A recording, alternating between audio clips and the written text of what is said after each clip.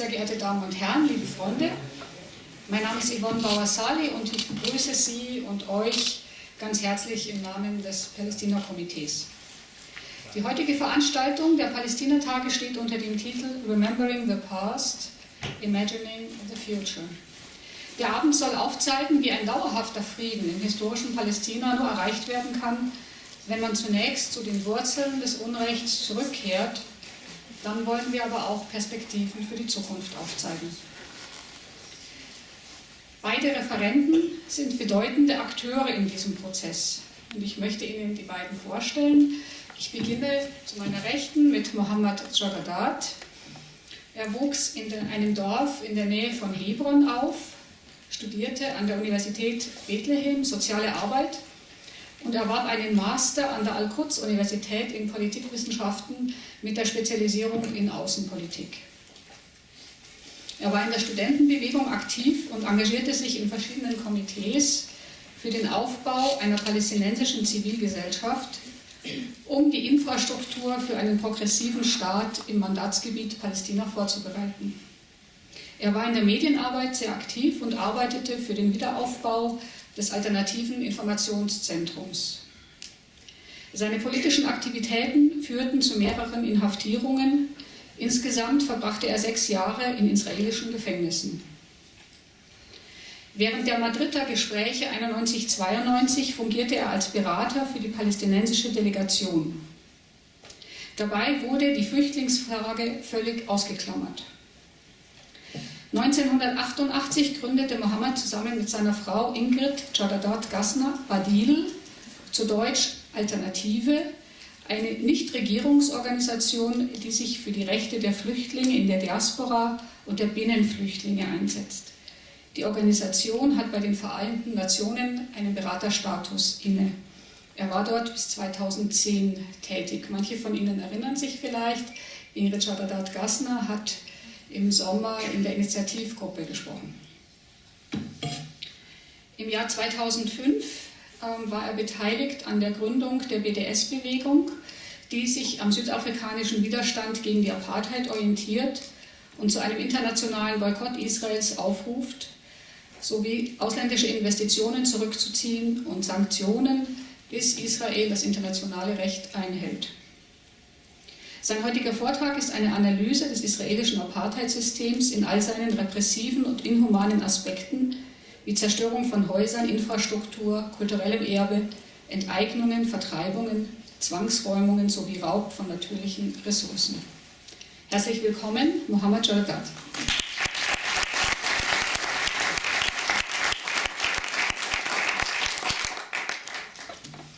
Eitan Bronstein Aparicio stammt aus einer russisch-spanischen Familie und wurde in Argentinien geboren. Im Alter von 5 Jahren emigrierte er mit seinen Eltern nach Israel und wuchs in einem Kibbutz auf. Sein politisches Bewusstsein entwickelte sich früh. Bei der israelischen Invasion in den Libanon verweigerte er den Kriegsdienst, ebenso Ende der 80er Jahre in der Westbank während der ersten Intifada. Die Verweigerung führte zu mehreren mehrwöchigen Haftstrafen. Eitan studierte zunächst an der Open University of Israel und absolvierte dann an der BADIL-Universität in Tel Aviv einen Masterstudiengang in Hermeneutik. Er hat sich völlig der politischen Bildungsarbeit verschrieben. So leitete er ab 1991 in der Dorfkooperative Neve Shalom, Wahat as-Salam, die von jüdischen und palästinensischen Israelis bewohnt wird, die Jugendabteilung der dortigen Friedensschule. Das ist eine überregionale Bildungsstätte, die arabische und jüdische Jugendliche und Erwachsene aus ganz Israel zur Begegnung zusammenführt. In der Arbeit mit jungen Menschen machte Eitan die Erfahrung, dass die Nakba in Israel, wie er es ausdrückt, ein schwarzes Loch darstellt, sei es bei den jüdischen Israelis, aber auch bei den Palästinensern, was daran liegt, dass die Nakba in den Curricula und in den Schulbüchern nicht vorkommt. Er fand eines Tages heraus, dass die Gegend um den Kibbutz, in dem er seine Jugend verbracht hatte, 1948 zerstört wurde und seine Bewohner vertrieben worden waren. Und dort stand früher das Dorf Kakun. Er fand sich mit einem Teil der Geschichte seines Landes konfrontiert, der im gesellschaftlichen Diskurs tabuisiert ist. Nirgendwo gibt es Gedenkstätten oder Ortsschilder mit den ursprünglichen arabischen Ortsnamen. In Erholungspark, wie etwa dem Kanada-Park, weisen Infotafeln den Besucher auf die vielfältige Geschichte des Ortes hin. Die biblische Zeit, die römische Antike, die Epoche der Kreuzfahrer, die heldenhaften Kämpfer von 1948.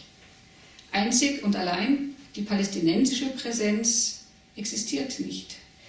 Solche Schilder sind für Eitan typische Beispiele dafür, was Herbert Marcuse negativ präsent nennt, indem Fakten ausgeblendet werden, aber gerade diese ausgeblendeten Fakten haben einen Einfluss auf das Denken und Handeln des Menschen. Durch und durch Erzieher wusste Eitan nun, wo er ansetzen wollte, um die Gesellschaft zu verändern. Hier im Kanada-Park, so erklärt er, wurde die Organisation Zochrot geboren. Die praktische Arbeit und politische Zielsetzung dieser 2001 von ihm gegründeten Organisation soll im Zentrum seines Vortrags stehen. Wie die praktische Arbeit aussieht, zeigt er uns anhand von Fotos und kurzen Videosequenzen. Begrüßen Sie bitte auch Eitan sehr herzlich.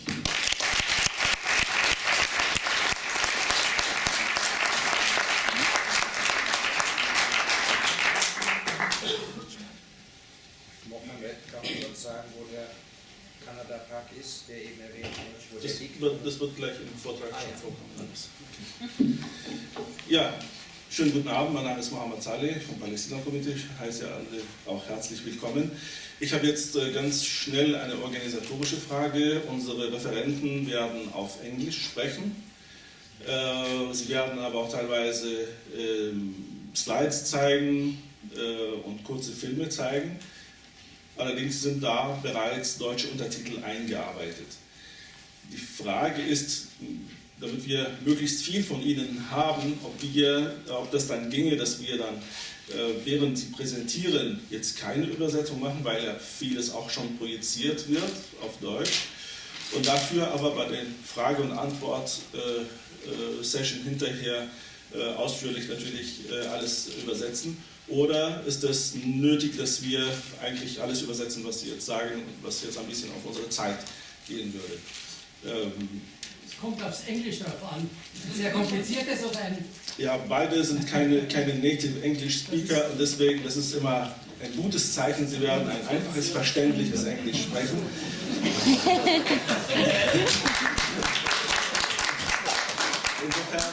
Insofern denke ich, wenn jetzt niemand protestiert, würden wir das gerne so machen. Ansonsten, wenn Sie das Gefühl haben, doch, es ist notwendig, dass wir auch jedes Wort, das Sie hier sagen, jetzt sofort übersetzen, dann können wir das auch machen. Vielleicht kann man das erst nach 5 Minuten beurteilen. Wollen wir uns darauf einlassen erstmal und schauen? Wir fragen explizit nach ein paar Minuten nochmal, ob das geht. Das wäre...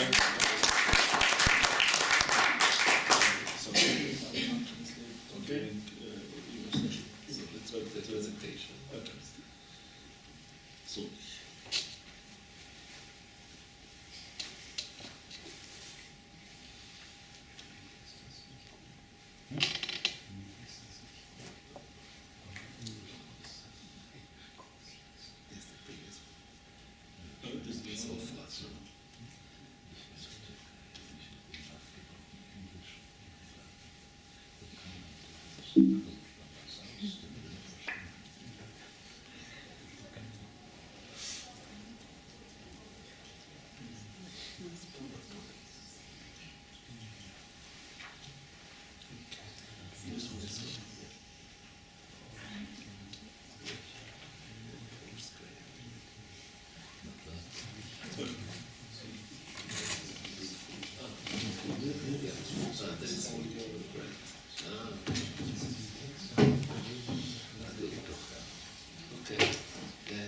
Good evening.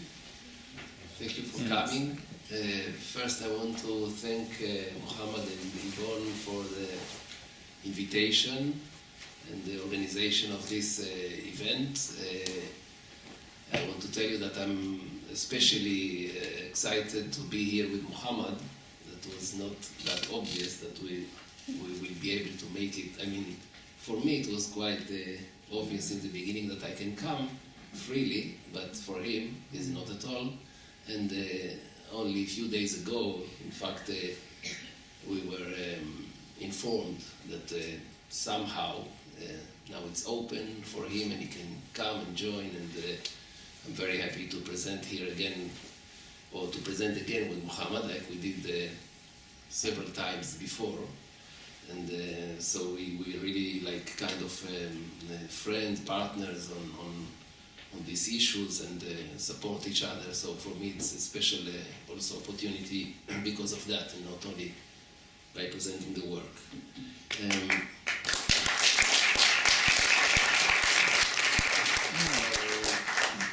What I will try to do, I will explain, try to do it, let's say, not more than 30 minutes, to present Zochrot's work. Yeah, thank you.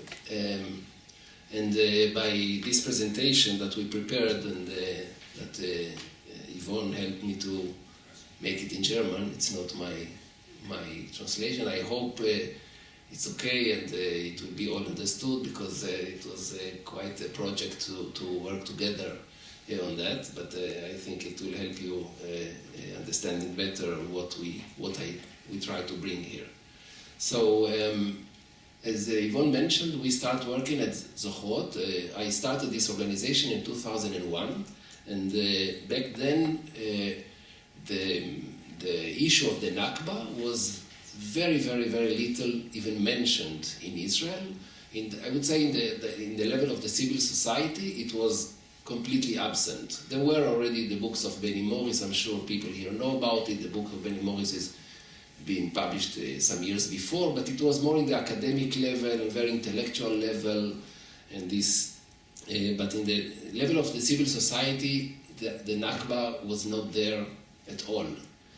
I remember when I started this and I tried to look to Google the term Nakba in Hebrew, it was completely zero results. In fact, there were results, but in another word in Arabic, in Hebrew, but I will not get into this Hebrew language thing, but it's not at all connected to the Nakba. It's just another word in Hebrew, Nichba, never mind what is it.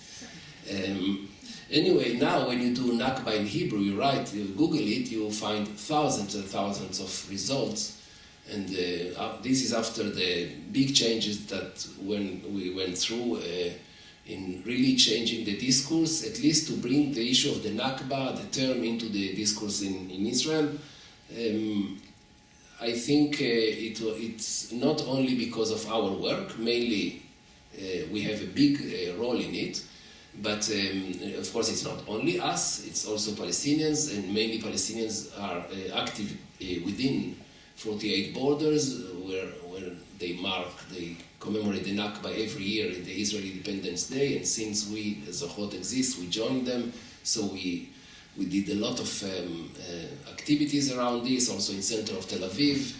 We did activities on the Nakba on the evening of every eve of Israeli Independence Day, so it became quite known until 3 years ago, March 2011, the Israeli government the parliament passed a law named the Nakba law. I mean, this is the popular name to this law. It's unprecedented law in all, I think, the states in the world, where, because this law says that in that specific day of the Israeli Independence Day is not okay to commemorate it as a mourning day.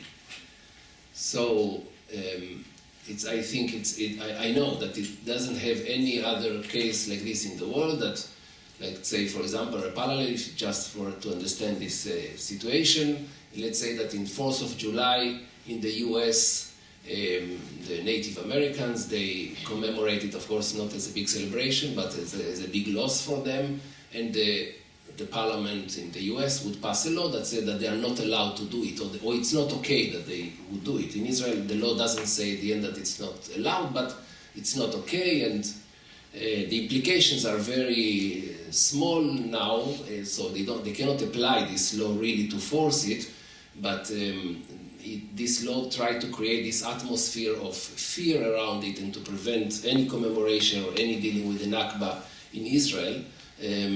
But on the other hand, what it brought a lot of discussion about it and a lot of awareness to this issue of the Nakba, because many people that never heard about it asked, what's this thing that the government tried to prevent so strongly?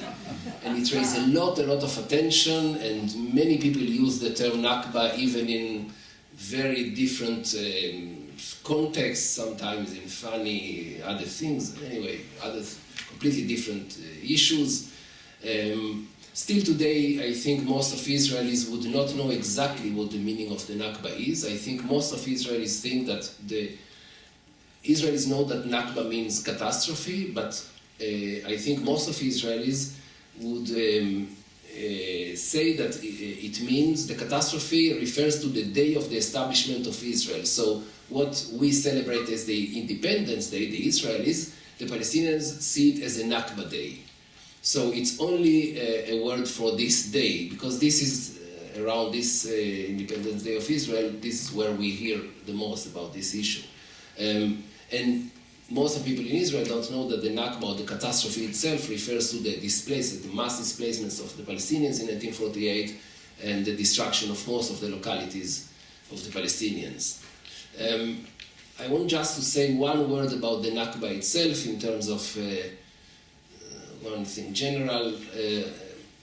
Still the narrative in Israel, I'm sure you know, but I just want to summarize it.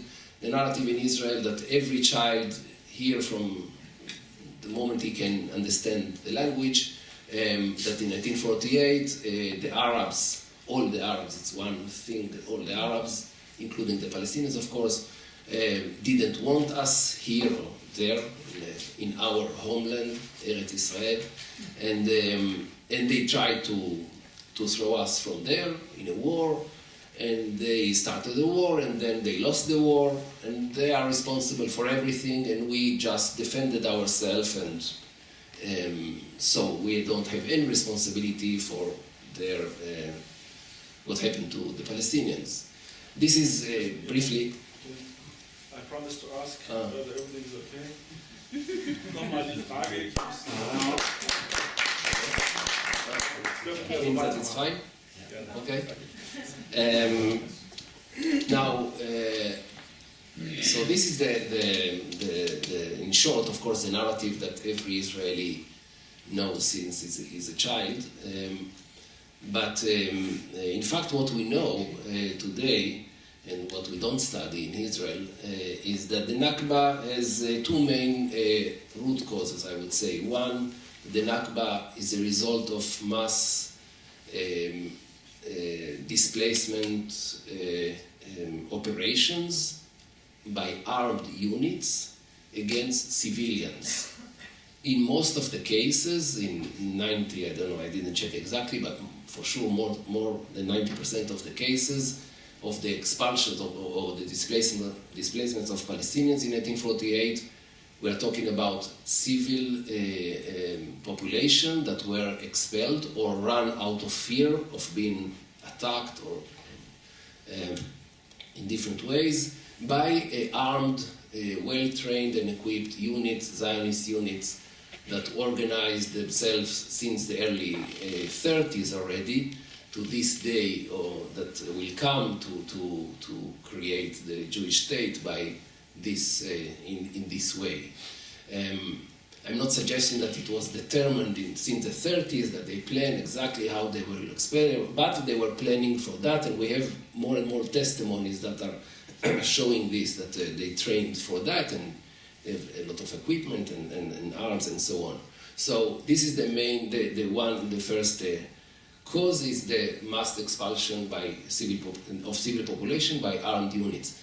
The second one is the prevention of return, of course, of the Palestinian refugees, because the Nakba, in a way we could say, okay, the end of this year of 1948, December 11, 1948, the UN accepted the 194 resolution, again a resolution that almost no Israeli know about it, that calls to the return as soon as possible of the refugees, and Israel, even though explicitly promised or had to fulfill this decision when Israel was accepted to the UN in May 1949, never implemented or materialized this decision. So the prevention of return is the second cause of the Nakba. And these two main things that I said in general about the Nakba, it's something that in Israel we hardly hear about it until today. Until today, I would say in the, let's say, popular media discussions or in schools, it's quite rare. I wouldn't say that it's totally absent today, it's not like this. Our activities and others' activities succeed to bring it to the light, especially around the Israeli Independence Day. There are more and more commemorations in Tel Aviv University in the last 2 years, very big and important commemorations that took a lot of attention of the media. So, but still, the Israeli narrative is still, of course, very strong. So now I want just to go over some images. These are some images from for example, the image below is a rather known structure in the beach of Tel Aviv today. The coast of Tel Aviv is the structure of the Etzel or the Irgun Museum, the one down here. It was Manshia neighborhood, and it was one of the last remains of Manshia neighborhood, a neighborhood that they were living there around 12,000 people until 1948, among them 1,000 Jews, more or less, and it was totally destroyed by no, not totally destroyed, but mostly destroyed, but then until the 70s there were still houses there, but then almost totally destroyed. This house remained, and it turned to be the museum of the Irgun itself that took over and destroyed this neighborhood, and of course the museum itself failed to tell anything about the history of the house itself, of the museum, to whom it belonged, and so on. These are images of villages still in Israel, one on the left side, Sumail, in the center of Tel Aviv, very near the municipality of Tel Aviv. It's about to be destroyed soon by a building plan. This is Lifta on the left side. It's not there. This is Wadi Hunin mosque that turned to be a synagogue today in Nes Ziona city. This is Lifta village, the outskirts of Jerusalem. Also a very interesting story about a village that it's still, many houses of it are still standing. There is a building plan aiming to destroy it in order to build houses for mostly probably rich Jews from the US. This is mostly the aim.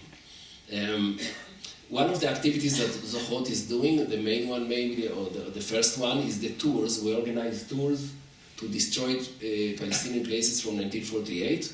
And we, in these tours, we hear testimonies from Palestinian refugees.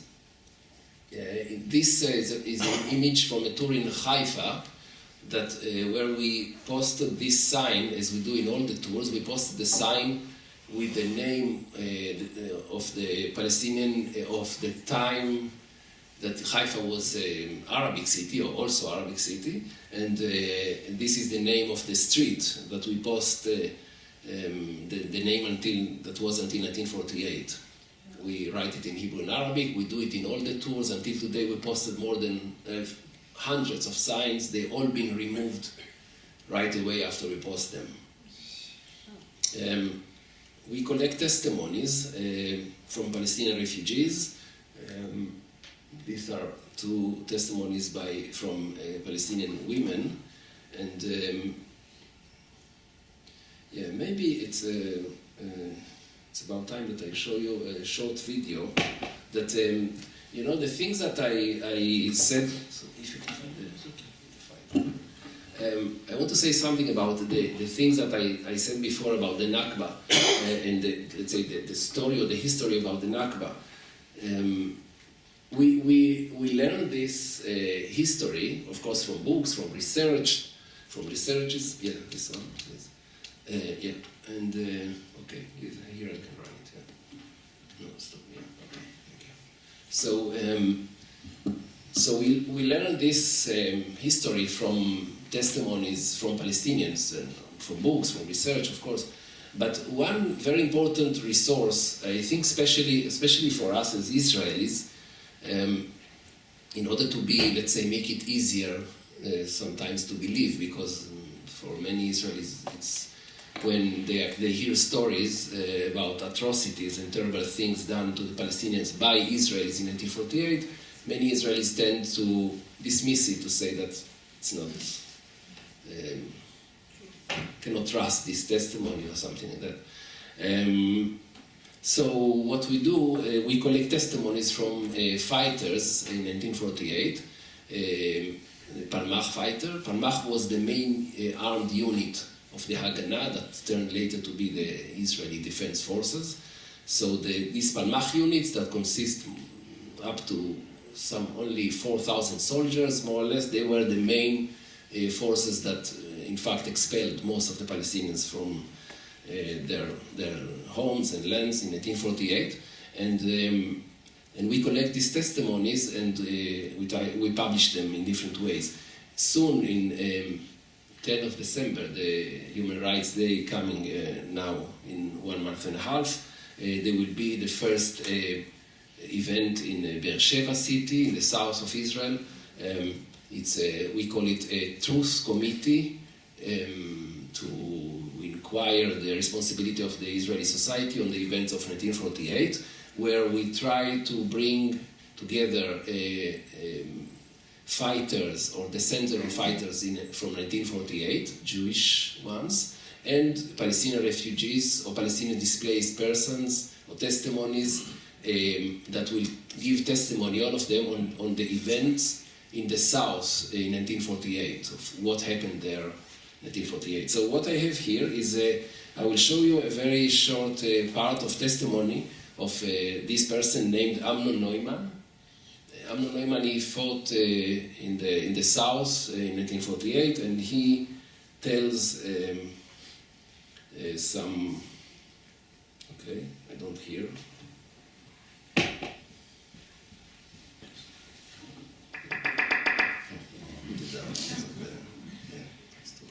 אנחנו חיסלנו את כל ההתנגדויות של הערבים, שהם לא היו מי יודע מה. אפשר לחשוב שנלחמו עם הפלסטינים. לא היו קרבות, כמעט שלא היה. בברר היה קרב, פה ושם היו קרבות. יותר צפונה. אבל קרבות גדולים לא היו. למה? מפני שהם לא היו בעלי כושר צבאי. הם לא היו מאורגנים. בריחת הכפריים, וזה, אני מבין, הנושא, כל הזוועות מסתנים בתקופת לא נלחם, כמעט. באו כל מיני קבוצות מעזה, הם עצמם הם היו כל כך עניים, כל כך מסכנים, שהם לא היה להם, גם נשק לא היה להם. מי נתן להם נשק? היו להם קרחדנים בתקופת הטורקים אולי. הבריחה של התושבים התחילה כשאנחנו התחלנו לנקות את המסלולים האלה של ליווי השיירות. ואז התחלנו לגרש את הכפריים. ובסוף הם ברחו לבד. הם לא חשבו שהם בורחים להרבה זמן, הם לא חשבו שהם לא יחזרו, אף אחד גם לא העלה על דעתו, שעם שלם לא יחזור. כן? אנחנו גירשנו קודם את זה, ואחר כך התחיל להתפשט לצדדים. לנאג', לסומסום, וזה כבר היה שלב יותר מאוחר. בצפון כן היו קרבות לגבעתי, לנו לא היו קרבות. הדבר היחיד שקרה להם זה האסון של הנכבה בתש"ח. צפון בכל מקום. הם חונכו, גם אני חונכתי לזה.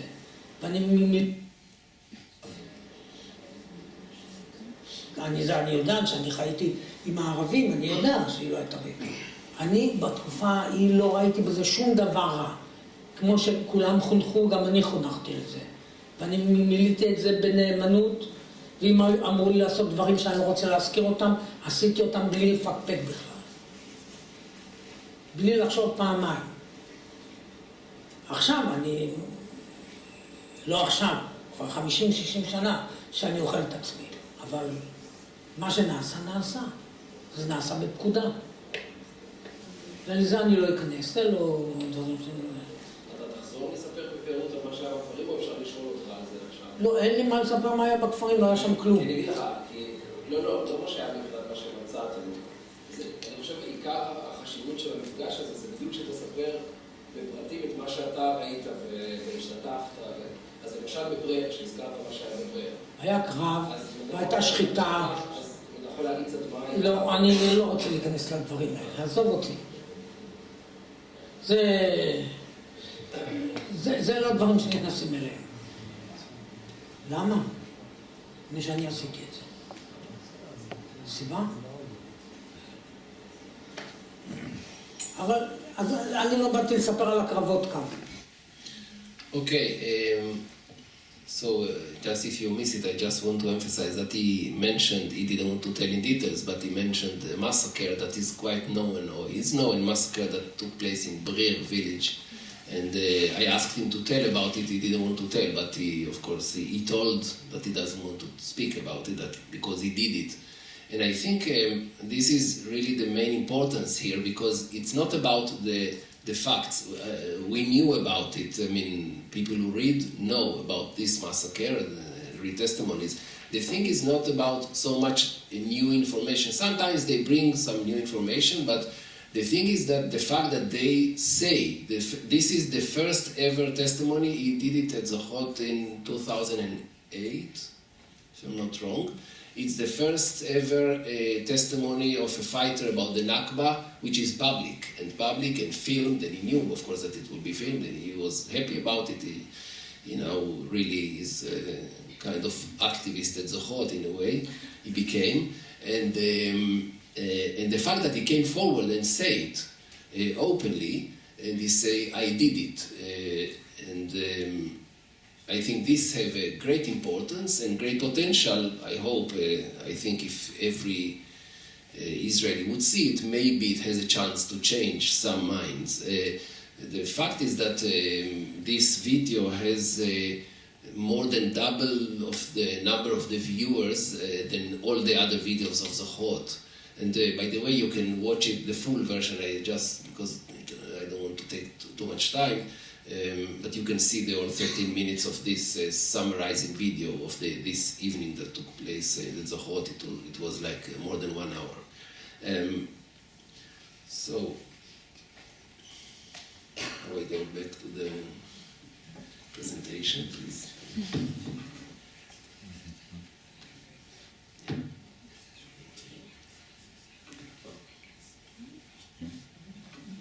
Okay.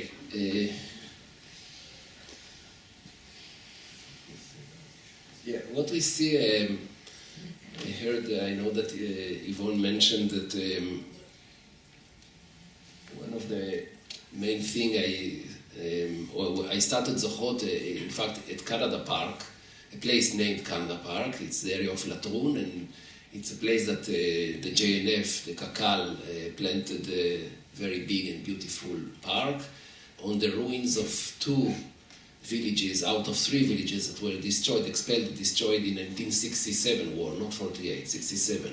And this park has many signs by Kakal by the JNF explaining the different histories of the place, and they neglect completely the history of the Palestinians, hundreds of years living there, and we took them to court. It was one of the main things that Zochrot did in the beginning of our activities, and only the Supreme Court forced them to mention in a sign that at the end they posted officially the sign that is still there.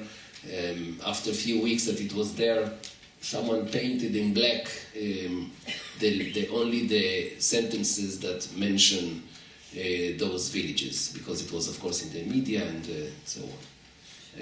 We do this commemoration in Deir Yassin. Deir Yassin massacre was the most famous, not the biggest, but most famous, and then became most important in a way, massacre near Jerusalem, and we commemorate it every year. Since then, Israel doesn't commemorate it at all, even though Israel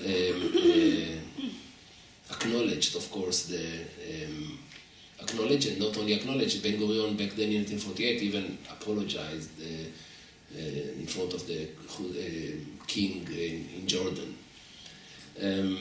This is an image from our website, and in fact it's the old website, but never mind, the idea is here that it's the website that you have maps, and with all the villages, the destroyed villages, and you have information about each one of them. And now I want to show you a very short clip of something that probably some of you heard of it. It's called the iNakba. We have a new app recently for iPhones. So now it's only for iPhones, but no, it's not this one, sorry. It's the other one. Left. This one. And it's soon it will be also for Android. You have there in the iPhone, you can have all the you open it and you have all the you can run it. Yeah. You see, these are all the dots are the destroyed places, and you can see them and go and see photos of each place. Information about all of them. It's connecting, in fact, the iPhone to the website of Zochrot. So all the data from Zochrot website on every village is there. And you can also navigate it's connected to the GPS. So you can navigate by Waze or by Apple Maps or Google Maps to navigate to the place itself. And it takes you very accurately to the places. And it's an app that it's participatory, so everyone, also you, can open it and can add photos or information about every place. And many, as you see, this is the route how to arrive to the destroyed place.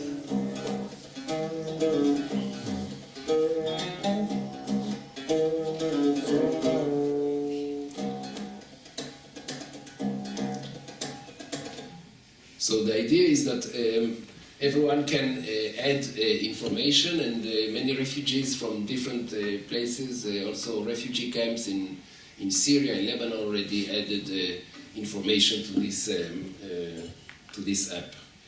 We have a curriculum to teach the Nakba in Hebrew in high schools. It's not easy, of course, to enter in high schools in Israel to teach the Nakba.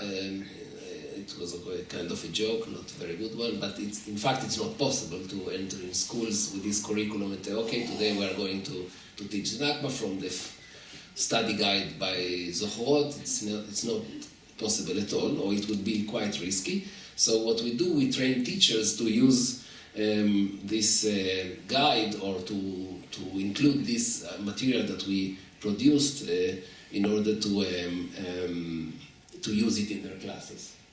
We do all kinds of activities outside these marches in central Tel Aviv, March of Return. Down there, it's this big, it's like documents that we carried in one of the marches of the Human Rights March. We produced big images of returnee document for Palestinian refugees from Gaza, because it was around Cast Lead, not the last terrible one, but the former one. So we formed those big images of kind of documents of returnees for refugees and with some information about each place. So we also work through art, and we have an art exhibit in our place in Tel Aviv, and in one of the last I want to show you a short, I think very interesting and relevant here, especially in Germany, very interesting testimony done by the artist named Vora Morag. She came to show some of her work, mainly paintings that she did in the West Bank. Or no, not in the West, activities of soldiers in the West Bank. But when she met me some 2 years ago, she told me that her mother has a very interesting story. When she she lost everything here in the Holocaust, and then in Europe, and then she came there. They moved in Israel, and they were offered the house in Jaffa. And I asked her, so do you have something of it, like record, something? She said, no, I never thought of it. I said, okay, so it's very important to... So she took it, she made this, I think, very interesting short video that I want to show it to you now. It's only 4 minutes. And it was the main, in fact, piece in the exhibit that was presented at Zochrot a year ago.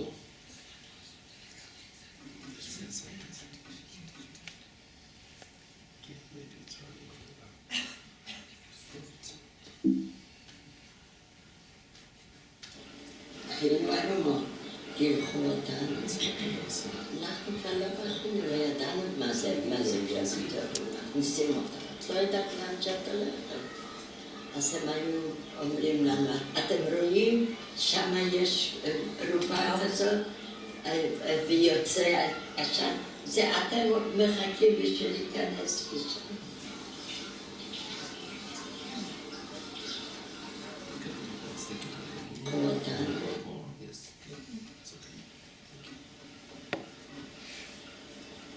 היינו ערומות, גילחו אותנו.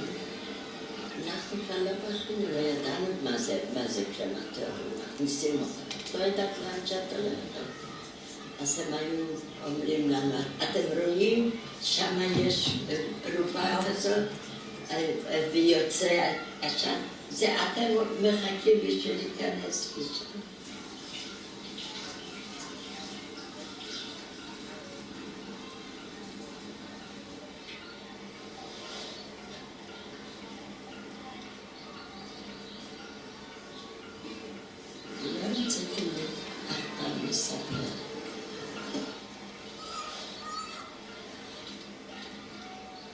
התלבשנו יפה עם כובע ועם כפפות ומעילים יפים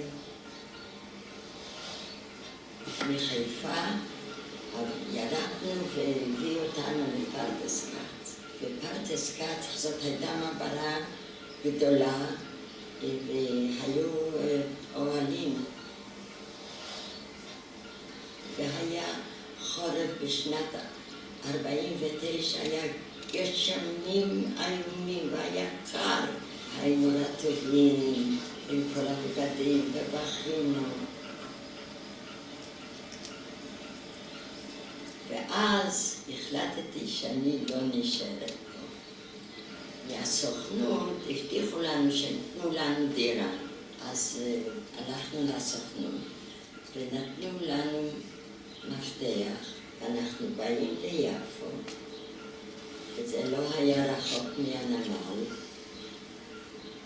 וזה היה בית סגור מסביב עם גדר, ואנחנו פתחנו את הגדר, פתחנו את הדלת, ונכנסנו, אז מביאה לנו חושך בעיניים.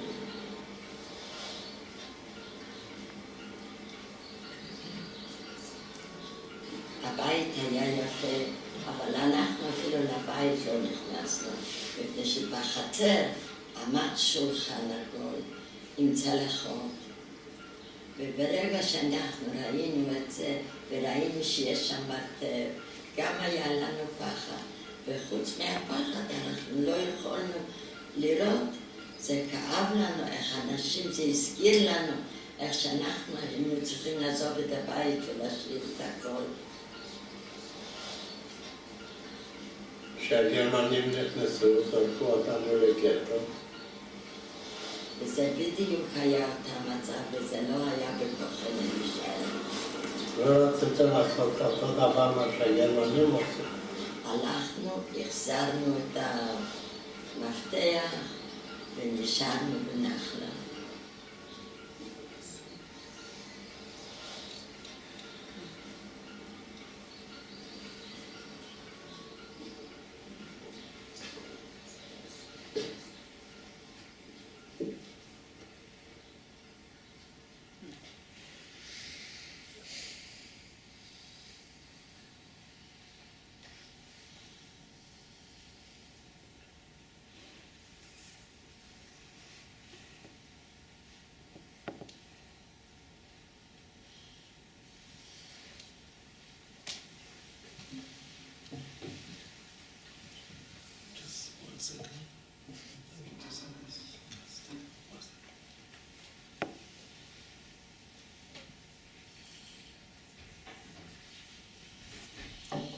Just wanted to make sure that you will read this statement at the end, in German also. Okay. I want to just to say something interesting about this. Something that was quite surprising also for me, that it's not the only testimony that I hear of this kind of Jews that refuse to take houses from Palestinians in 1948. Remember, we were not so long ago at Muhammad's home, and we tried to talk about ideas about projects that we could elaborate more about, let's say, more optimistic ones. We thought about calling it Recovering Humanity, maybe. Because it's interesting, the main narrative goes usually in Israel that, we took their homes, we expelled them, we took their homes, and they ran away, but the general picture is that Israelis took the homes of the Palestinians and inhabited their homes, which, of course, in general, it's true, of course, but still, there are probably many, or I would say even many more than we might imagine, that refuse to take houses. And I have already few testimonies, another one also by video at Zochrot, you can see it in another project that I did. I called it Israeli second and third generations of the Nakba, and you can see another testimony, two other testimonies that are telling about their issues of taking houses for Palestinians in 1948. One of them also refused to take it, and the other one took it, but with a lot of issues about it until she got kind of free from this place. But it's really interesting to see that there were other narratives that I'm sure they are there, and we still can look for them, or should look for them. And okay.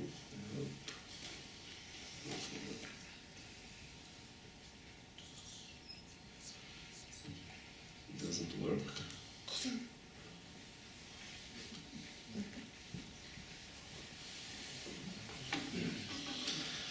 Sorry, it's my first time on Mac, so I don't know how to. It's the other world, so. Okay, I will just finish in really just to show you a few more slides and.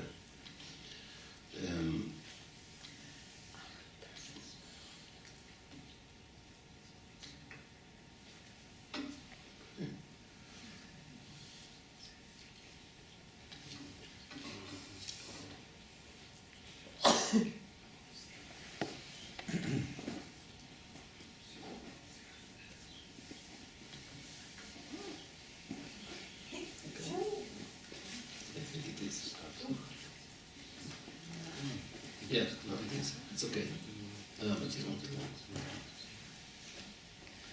Okay, this image is from another village named Miske, that we at Zochrot did a lot of work also around this village. And one of them was this protest by art after the schoolhouse of Miske was fenced by the Israeli Land Authority because of the activities that the displaced persons from Miske organizing this school, the last remains of Miske, and together also with us sometimes we organize events there. And they came and they fenced this school, and so we did this artistic protest, or artistic work or protest with many artists in Israel that contributed their, as you see, their different works, and on the fence of the Israeli Land Authority. These are refugees from, or internally displaced from Miske that are posting this big sign or saying that Miske is here. And unfortunately, after this protest, one day we came there and the schoolhouse was totally destroyed. They destroyed it, and when we asked them why you destroyed it, they said that there were criminal offenses in these houses because people went in illegally. So as if, like, if there is someone is stealing from your house, the police or someone would come and destroy the house instead of looking for who is violating the law here. But this was their argument. This is another protest that we did not protest, but this is a commemoration of the Nakba in the center of Tel Aviv. We did several years ago in 2003. A big Nakba map in the main square in Tel Aviv with all the names of the destroyed places, with many displaced Palestinians. This is attempts to try to prevent destruction of house of Sheikh Mohannes, one of the last remains of Sheikh Mohannes in North Tel Aviv. This is a bus ticket we produced for the beginning of our Rechte Zochrot, bus tickets to those tours that we took people in the tours. And this is work we've done in the streets, also in commemoration of the Nakba in the Israeli Independence Day. When we use these bubbles, we stick these bubbles to big figures in the city, and we wrote that it was signed by an organization and we almost forgot, and we did kind of this artistic thing in the streets, and so I will stop here and I will pass it to Muhammad, and then later we can elaborate more with questions. Thank you.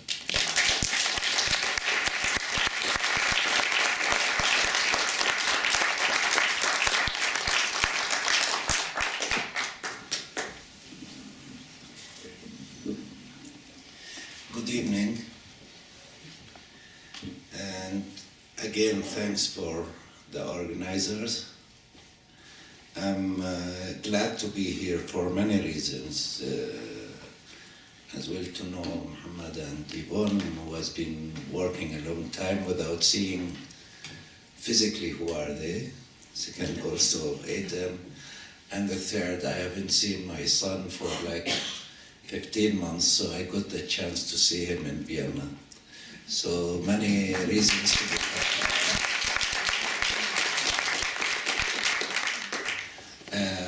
Well, as Eitan maybe put it so hard on the ground, about the situation and what has happened, and potential movements to try to do something for the future, not only just to remember and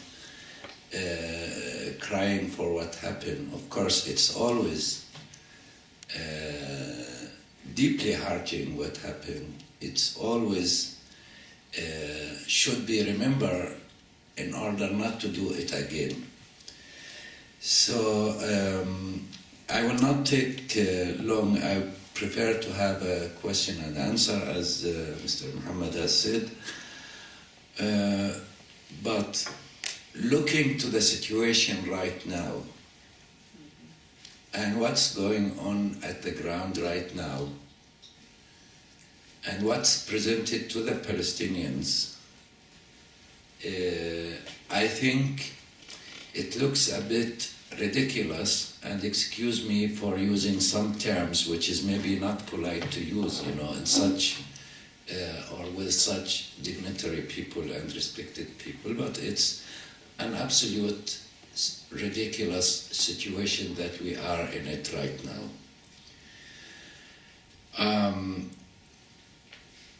Since 1948, the partitioners and separators has been working inside the region, practically destroying it from one time to the other. Oslo came and destroyed the last pieces, maybe had been integrated within the Palestinian society and the historic Palestine. All the world are speaking about a two-state solution. Well, the Palestinians maybe have not said no, because what else do we have offered, The whole world has been working on the two-state solution. What Israel has done is been using the international support for the two-state solution to destroy it, to demonize it, using all the possibilities. Look what's the situation. September 1993, I guess 16 September 1993, Oslo were signed. Everybody rejoiced it. Almost an international consensus that this is the beginning of the peace process in the area, and it will take few years, maximum 5 years, and it will finish. That's fine. What happened?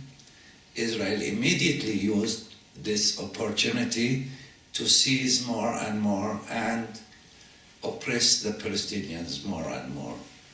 First of all, there were around 120,000 settlers in all the occupied territories 1967. Gaza, West Bank, including East Jerusalem. As a fruit or a product of the peace process, we have right now about 600,000 settlers, where they are only in West Bank, including East Jerusalem. So, in times of peace, you are supposed to retreat. Your armies, your civilians, your structures, to retreat to somewhere you are supposed to be about the occupied area that you have agreed to peace. Israel rather went offensive to build in it. Second, the freedom of movement never been obstructed as in times of, inverted commas, the peace. All the checkpoints, and when we say checkpoints, it's a 24-hour manned blockades within the Palestinian communities, major and small communities. Regardless, I'm not speaking even about absolute separation between the West Bankers, Jerusalem, and the 48 area, which is Israel. So the Palestinians have been cantonized and shrinked into little populated pockets within the Israeli growing and flourishing settlements. Third, I think water is something given by God to everybody to be living from it.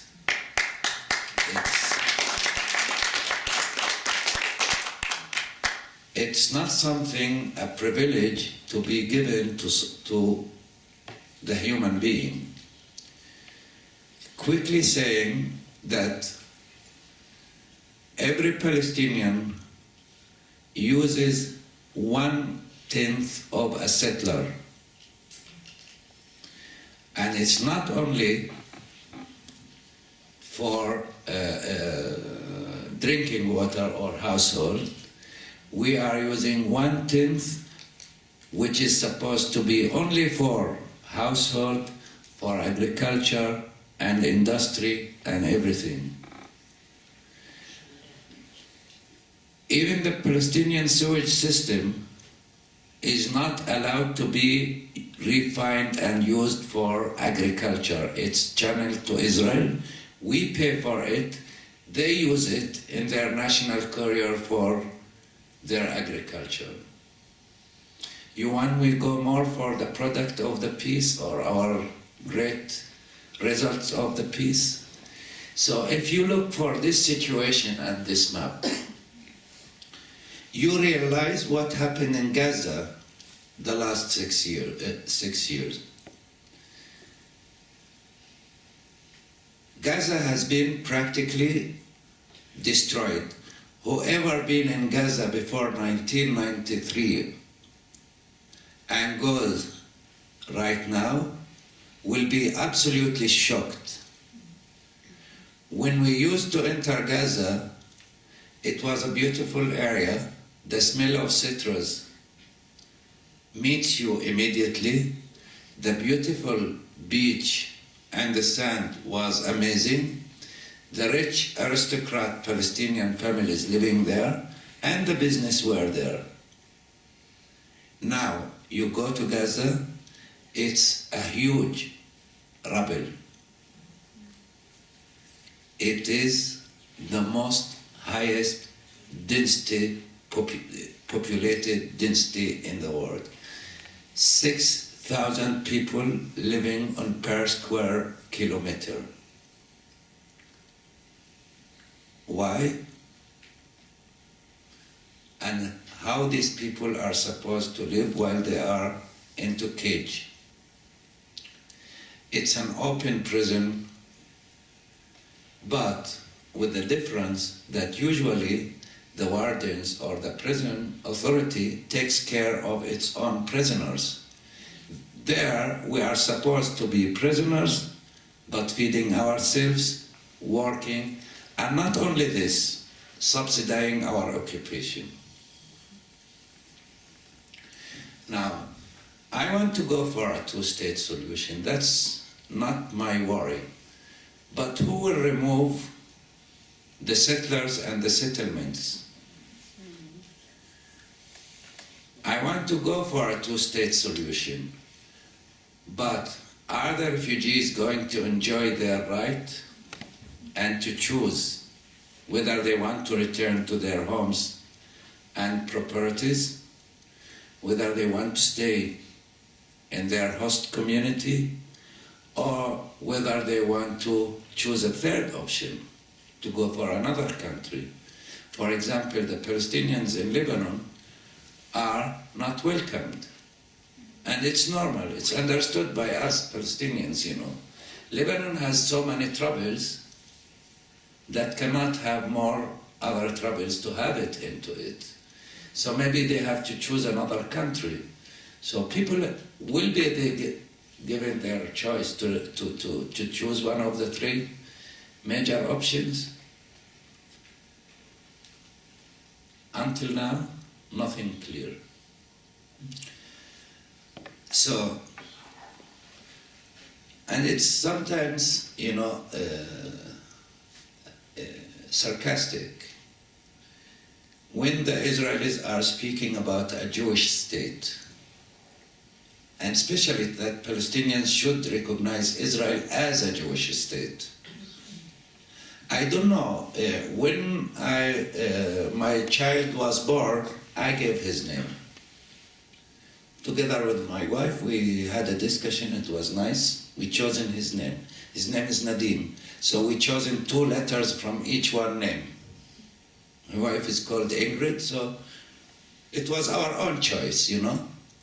So who prevents Israel from calling itself the national, I don't know, Jewish home, house, anything? That's their problem. But why they want the Palestinians to fingerprint Jewish state? Because the first and foremost, that when the Palestinians recognize Israel as a Jewish state, we will lose immediately all our refugee rights. This is one. Second, which is also very important, we have 1.4 million Palestinians who have Israeli citizenship, who stood fast in their homeland after 48. That means that there will be another ethnic cleansing of the Palestinians who has to evacuate the Jewish home to the Palestinian home. Now, this is generally, for me in particular, I'm not for any nationalist, ethnicist, religious state anywhere in the world.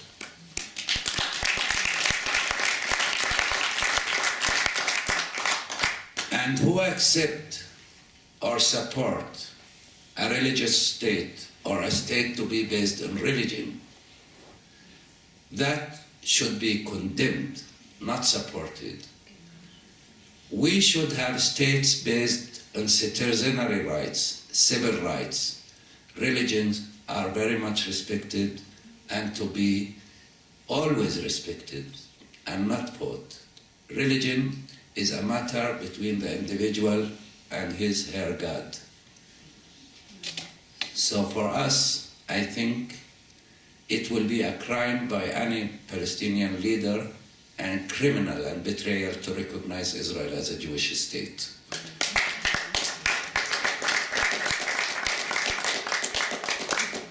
Now, as an index to the Jewish state, you know, historically, Judaism has been part of the Arab and Palestinian, in particular, culture.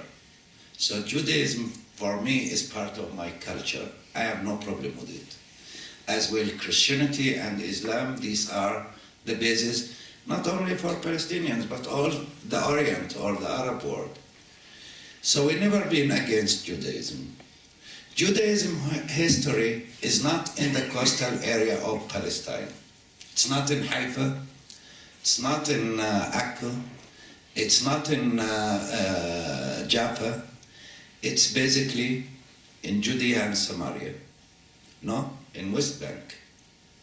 So how come Israel wants to have a Jewish state in non-Jewish hostile area and to build a Palestinian state or accept a Palestinian state on a Jewish historical area? Now I have a very simple proposal. Let's turn it around.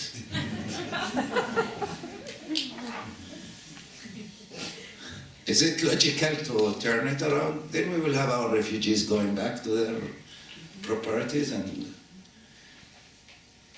Okay. Now the other thing. This shows, you know, how ridiculous sometimes the situation goes. People don't think about these things, that Israel is using Jewish state to demonize Palestinian fundamental rights, has nothing to do with Judaism as a religion, which we respect every and any of us here. I'm absolutely, you know, especially with the changing situation in the region, and maybe my friend Eitan, like 10 years ago, has heard several times my worries, like changes coming, the situation in the region is sitting on a very mobile sand area, you know, and we cannot rule whatever the outcome of this change, which proved very rapidly here, that the change might rule all of us in the negative direction. And we should be very aware of the future. You know, first of all,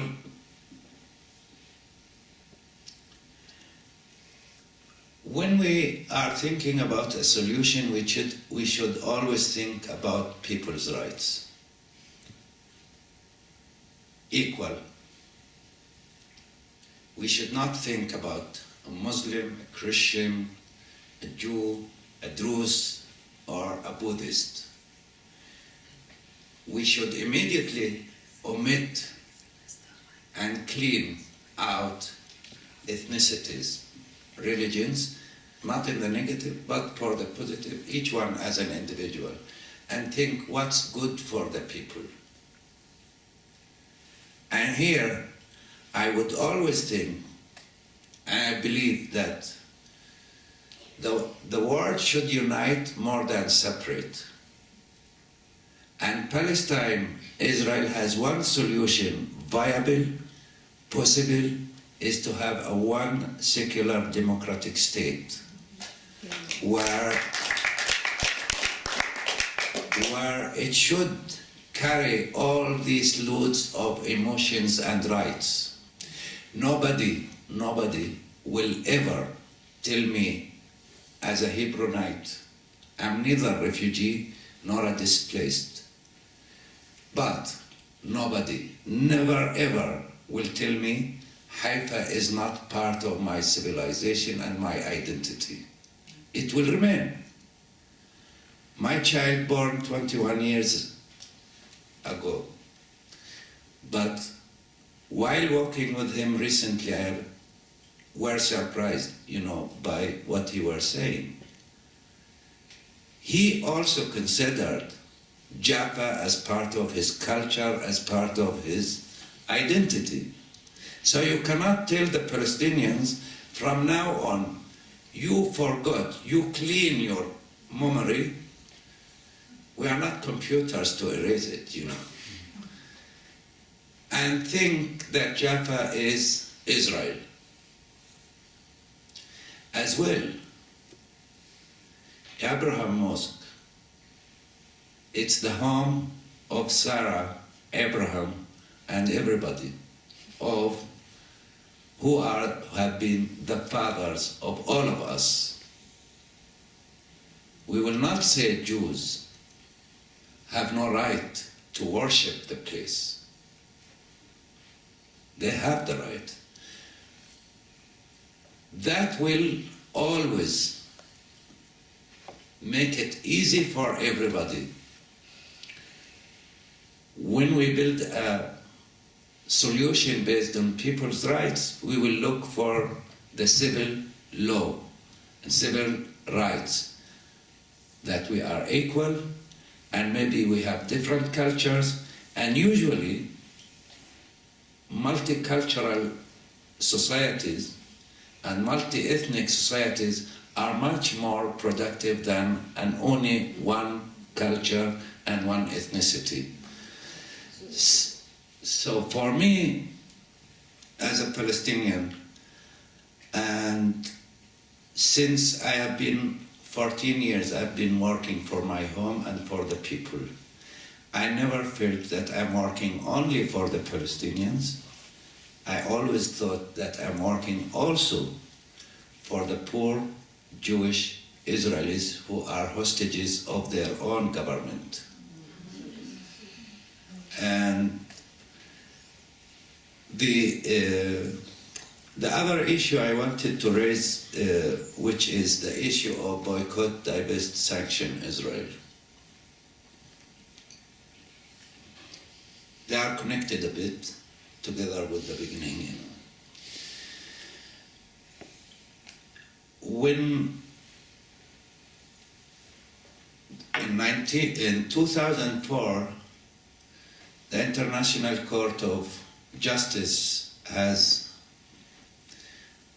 given the advisory opinion that Israel has built and constructed a regime of apartheid in the occupied territories based on the wall and its associated regime, and asked the international community and basically the UN, different bodies, to take their responsibility to remove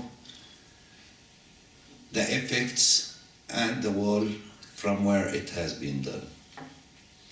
If it happened in Africa or other country, they would have gone, maybe the NATO, if the UN have not listened to them, and destroyed it. But because it's Palestine and Israel, we were told not to go there, and we have been punished, as Palestinians. So our leadership were under pressure, and we as civil society should not be fragile or servants for pressure. We thought how to do and what kind of tool we should use. There were a discussion about only boycott, only divestment, only sanctions, from different ways. So the idea were to collect all the three. Boycott is a matter of individual, collective, everybody can use it in profession, in ethical, in everywhere. As a student, you can use the boycott. As a physician, you can use it. As a housekeeper, you can use it. Everybody, as individual, can satisfy somehow part of his, her belief in supporting the just situation and fighting for justice in the region. Divestment, all the companies including the gigantic ones, the inter-corporation companies, you know. There is an ethical issue, and laws prevent companies from investing or benefiting from injustice anywhere in the world. And I think it's applicable to the conflict of Palestine and Israel. There are also other organizations like pension funds,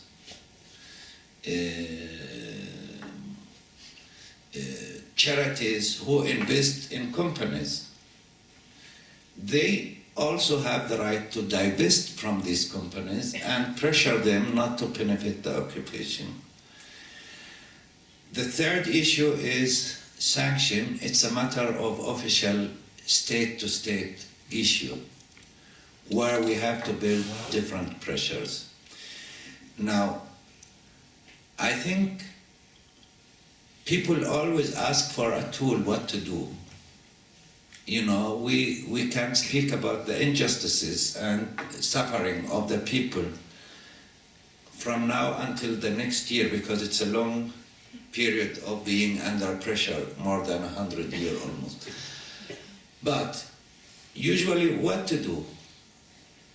That's the most important issue. We do not want to say that violence is part of what I personally want. But what I want that people think always, how not to let racism, apartheid ideas,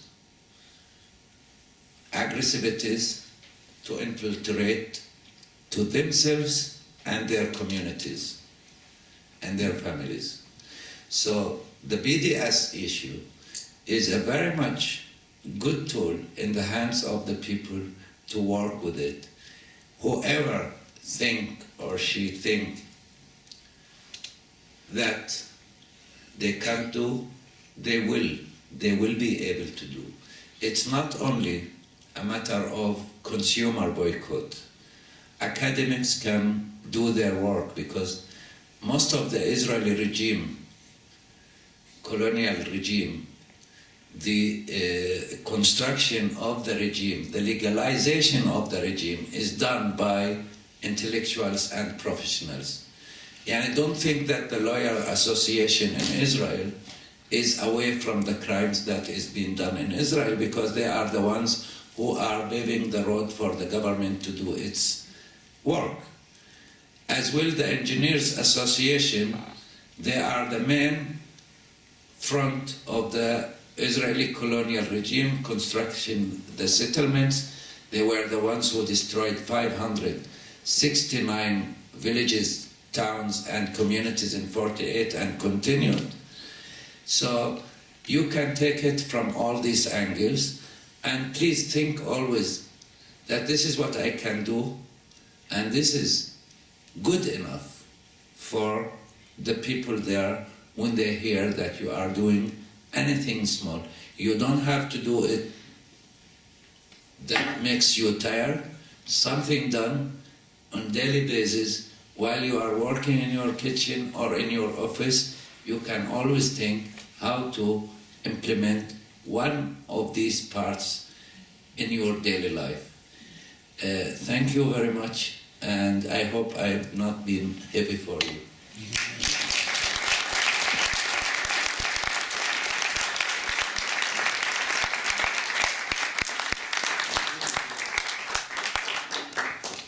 So, vielen Dank an die Referenten. Wir können jetzt anfangen, wenn Sie möchten, können Sie kurze Beiträge oder Fragen stellen. Ich werde versuchen, jetzt einfach systematisch von oben nach unten zu gehen. Wenn sich jemand melden möchte, dann bitteschön, wir werden dann die Fragen alle übersetzen und die Antworten auch. Okay. Gibt's von? Okay, fangen wir oben links an. Sabine, bitte. Who could propose a one-state solution in front of the United Nations? I think the Palestinian leadership doesn't do it. I don't know why not. Gaddafi is not there anymore. He would have done it. So who could do it now? Also die Frage ist, wer könnte denn überhaupt vor den Vereinten Nationen jetzt einen Antrag auf eine Einstaatenlösung stellen? Gaddafi hatte in der Vergangenheit eine ähnliche Initiative gestartet, ist nicht mehr da. Also wer könnte das denn heute tun? Would like to answer? Maybe we take more questions so we can see. Okay, ich sehe jetzt oben keine weiteren Fragen. Ich weiß immer noch nicht, wo der Kanada-Park ist. Also wo ist das not know where Canada Park is.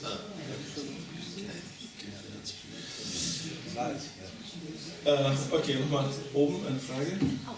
Ich habe es erfahren und ich weiß auch schon länger, es gibt in Israel kritische Leute, die sich organisieren, wie wir jetzt hier gesehen haben, ja, gehört haben. Ich stehe jetzt mal interessiert, ob das auch auf palästinensischer Seite eine kritische Organisation gibt von Leuten, die also zum Beispiel gegen die Hamas sind. Also für alle, die das nicht gehört haben, die Frage ist, so wie es auf israelischer Seite kritische Organisationen gibt, wie jetzt hier Zochrot, die israelische Seite offen kritisieren, gibt es eine ähnliche auch Seite in Palästina, bei den Palästinensern, die jetzt zum Beispiel die Politik der Hamas kritisieren.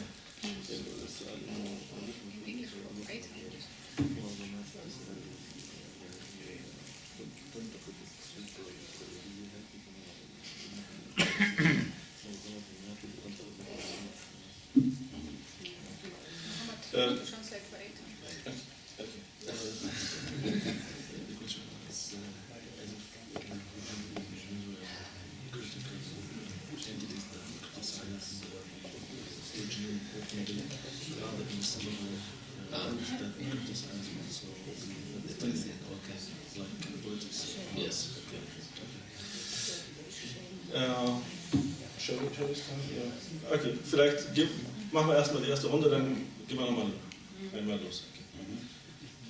Okay, Eitan, you want to explain the Canada part? I just want to I think it's just to the first comment. I think it's our duty to work for this one state for all of us. And I want to tell you one. Remember that we had, I think 3 years ago, when we were together in Salzburg. I don't remember when it was that we in Salzburg in this palace of this Leopoldus. Okay, 2010. We had a very interesting meeting with a person that he is the kind of the director of the team of the UN of the EU in Israel Palestine. He is like the highest person in level under the politician level, okay? And he told us something very, very interesting. He said that it's been 1 year for him personally. He's been years there in the region working, and it's for him already a year before he met us. He came to the conclusion that the two-state solution is gone. This doesn't exist anymore in reality. The thing he said that the politicians are committed to this paradigm or discourse of the two states, mainly because of the Oslo Agreement that was not abolished, and that they are committed to it, so they cannot speak in another language. But there were already some interesting public statements by different persons, even from the US recently. Okay, Kerry said something, and other people said something about that it's clearly the two states is not there anymore. So I think it's coming. We should work for it, all of us. You want to say something? Okay. Zunächst ist klar, dass das unsere aller Aufgabe ist, dass wir uns dafür einsetzen, dass das auf die Agenda kommt. Und 2010 hatten wir ein Treffen in Salzburg mit einem EU-Funktionär. Das war sozusagen der höchste Level unter dem politischen Level. Der war zuständig und er hat zu uns gesagt, viele haben inzwischen verstanden, dass die Zwei-Staaten-Lösung einfach nicht mehr da ist, die kann nicht mehr umgesetzt werden. Aber aufgrund verschiedener Dinge, wie zum Beispiel der Oslo-Verträge, sind sie gebunden an eine bestimmte Sprache. Also sie reden immer noch von der Zwei-Staaten-Lösung, obwohl sie eigentlich genau wissen, dass sie nicht mehr umsetzbar ist. Es hat sehr interessante Aussagen von weiteren Politikern, auch weltweit in dieser Richtung gegeben. Also man merkt schon, dass sich da was ändert. Kerry hat neulich was gesagt. Aber letztendlich ist es so, dass da ein Diskurs entstanden ist und da müssen wir entsprechend uns da einsetzen, damit wir dieses Thema nach vorne bringen können. About the Canada Park is first the name Canada Park, of course, is because the money to establish this park came from Canada, from Jews from Canada. Since the early 70s, the JNF collected some 15 million Canadian dollars to establish this park, and it's situated right in the middle, more or less in the middle of the road between Jerusalem and Tel Aviv, Jaffa. So right in the road number 1, the main road of Israel, and the road itself, this main road in Israel, crosses a few kilometers the Green Line, because it's beyond the Green Line, it's 67 occupation. So it's few kilometers, this road crossed the Green Line. Of course, the drivers, they don't know, because there are no signs, nothing. This part became completely Israeli, as in terms of the space, the landscape, it's belong to Israel. You don't cross any checkpoints or anything like to go to this park. Of course, every Saturday there are many Israelis enjoying this place, not knowing that they are in the West Bank, in fact. I want just to take the opportunity to say something very small, to mention another project that we did at Zochrot 1 year ago. Based on this work on Canada Park, we enlarged this to all the JNF or the Kakal parks in Israel, and we explore this issue in very many details, and we have lists in our website, or in Hebrew and English, all the information about the parks, the JNF parks that are situated or built on top of destroyed Palestinian villages from 1948. And in fact, it was a part of a big project that we called it the New Kakal. We established a new Kakal at Zochrot, a new JNF at Zochrot. It's a kind of artistic, political, educational suggestion.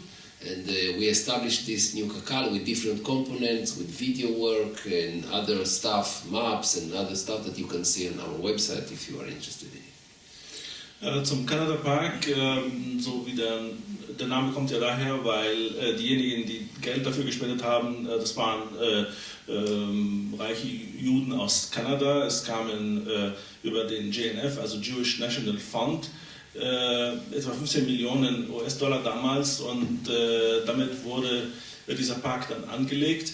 Das liegt auf der Hauptstraße, Straße Nummer 1 in Israel. Das ist die Straße, die Jerusalem und Tel Aviv verbindet, und da fahren viele Menschen heute mit den Bussen dorthin. Viele Israelis verbringen auch die Wochenenden dort, weil das einfach ein schöner Park ist. Und diese Straße, wenn sie dorthin fahren, sie fährt ja natürlich über die sogenannte grüne Linie, das ist die Demarkationslinie von 1967, aber die Leute merken nicht, dass sie eigentlich jetzt das israelische Kernland verlassen haben und inzwischen in der Westbank sind, weil es dort auch gar keine Schilder gibt, die das entsprechend dann auch ausweisen. Das heißt, die Leute fahren hin, verbringen ihre schöne Zeit, aber haben null Informationen darüber, wo sie sich denn eigentlich befinden. Deswegen hat Zochrot auch vor wenigen Jahren ein Projekt gestartet, bei dem sie jetzt sozusagen eine etwa konkurrierende JNF-Organisation gründen wollten, in Anführungszeichen, und haben versucht, durch Kunst und viele verschiedene Aktivitäten dann auch die Aufmerksamkeit auf all diese Parks dann auch zu lenken, um den Menschen dort auch die tatsächliche Geschichte oder die Herkunft dieser Parks dann auch offenzulegen. Zusatzfrage erlaubt zur Kanada-Tag? Ich habe mal vor einiger Zeit gehört, genau ist mir aber nicht mehr in Erinnerung, dass mal Bestrebungen gab, vielleicht von Zochrot oder wem, diesen Namen Kanada-Park zu beseitigen, indem man an die kanadische Regierung herangetreten ist und gesagt hat, die kanadische Regierung soll diesen Begriff aus dem Verkehr ziehen, das könne man irgendwie nennen, nur nicht. Und man hat dann die kanadische Regierung informiert, wie die Zusammenhänge sind, dass das ehemaliges palästinensisches Land ist und so weiter. Was ist daraus geworden oder ist das im Sande verlaufen?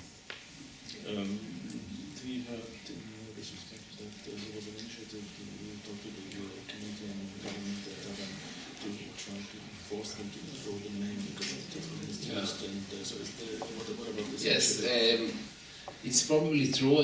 When it there was a big, very important report by a channel in Canada. I don't remember. I think in the 80s, sometimes in the 80s or maybe 90s, and it raised quite a big scandal in Canada because the money from Canada, which is tax deduction money, goes to the West Bank. I mean, the Jewish operation or colonialist project is this park and it's probably not legal by the Canadian law even. So the JNF, what they did, they changed the name of the park in order, I think, to soften a little bit the connection of Canada. So now it's kind of schizophrenic name. It's called Ayalon Canada Park. Officially, the name is Ayalon Canada Park. The popular name, everyone knows it as Canada Park, and you will still find signs, road signs to Canada Park. But it's also they also mentioned the name Ayalon. Ayalon, it's after the valley. It's from the Bible name in the area there that is biblical area by the myth that is this area. And so they added this name Ayalon, but also Canada is still there. Yeah, they soften a little bit the link to it, but it's very clear. You go there, there is a very big compound of many names of donors from Canada, that thousands of names from Canada and other places, but many from Canada, that is there in the park itself as a big compound. It's built on walls that the JNF built there, on walls made by the stones of the Palestinian houses of Amwas village. The stones are holding the names of the donors that gave the money to build this park. So it's quite ironic situation, and of course they don't mention at all that it was a Palestinian village. Es gab in der Tat eine Initiative in den 90er Jahren, denn die Gelder, mit denen das gebaut wurde, sind Spendengelder von kanadischen Steuerzahlern, die dann auch als Spenden dann von der Steuer letztendlich auch oder steuerlich wirksam waren.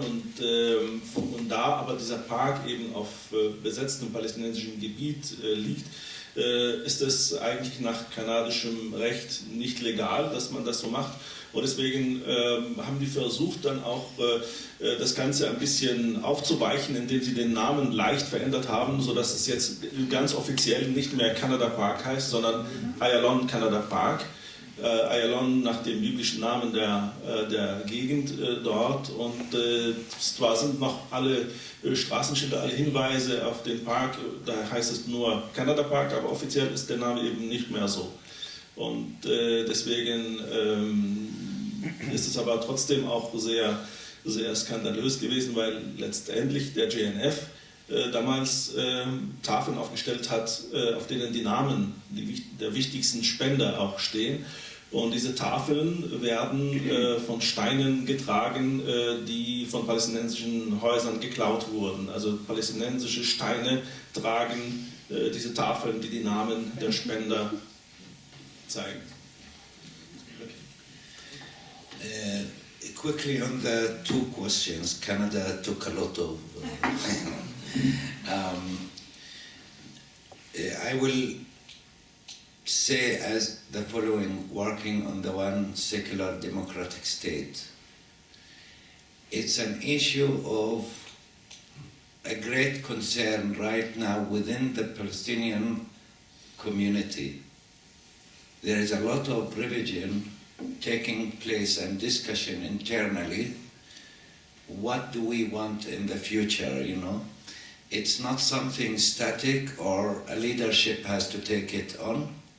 It's a complete and must be coming from the Palestinian community itself, inside, in the exile, and everywhere. And I would say a bit, you know, there are many people who wanted maybe to know my new thoughts, but this is the top agenda of the Palestinians right now, is the future strategy, the tools that we should we should use, and when and where. So it's never been al-Qaddafi, although he had tried, you know, his way, but everybody knows how al-Qaddafi we were, you know. So it's our duty, and it's what we have to do. The second part. Nur schnell mal zu dem einen Punkt. Das ist. Wie bitte? Nee, ich meinte nur mal, die Frage kam schon auf Englisch, ob Sie das jetzt dann auch nochmal übersetzen müssen, wenn die Fragende die Antwort wahrscheinlich verstanden hat. Ja, ich glaube, die Antwort war nicht nur für Sie interessant, sondern auch für die anderen. Deswegen. Ja, aber der ganze Abend fand schon auf Englisch statt, deshalb. Okay, ist das allgemein so, dann. Okay. Tut mir leid, auch wenn nur eine Person hier ist. Wir müssen das respektieren. Ja, okay, ich versuche das zusammenzufassen.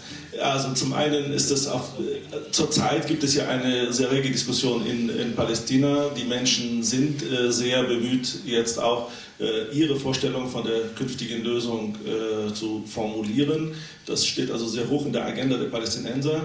Es liegt also an ihnen und nicht an irgendwelchen anderen Player oder Leute, die dann dazu beitragen möchten. Also es ist nicht unbedingt eine Aufgabe von Kasabi, sondern von den Menschen in Palästina selber, das zu formulieren. Und es ist zurzeit wirklich das meistdiskutierte Thema. Die Leute sind also sehr bemüht, jetzt auszuformulieren, was sie denn genau möchten. Okay, the second part of the second question. I just want to say one thing. The Palestinian society is a very dynamic, movable, livable society. It's not a society, as we say in Arabic, praying behind one imam. So, of course, there is critics. And Hamas is not our leadership, it's part of the Palestinian leadership. So the critic goes to all the leadership. As any society, civil society, livable society in the world, the Palestinians do have a living discussion, and very, accurate one and clear.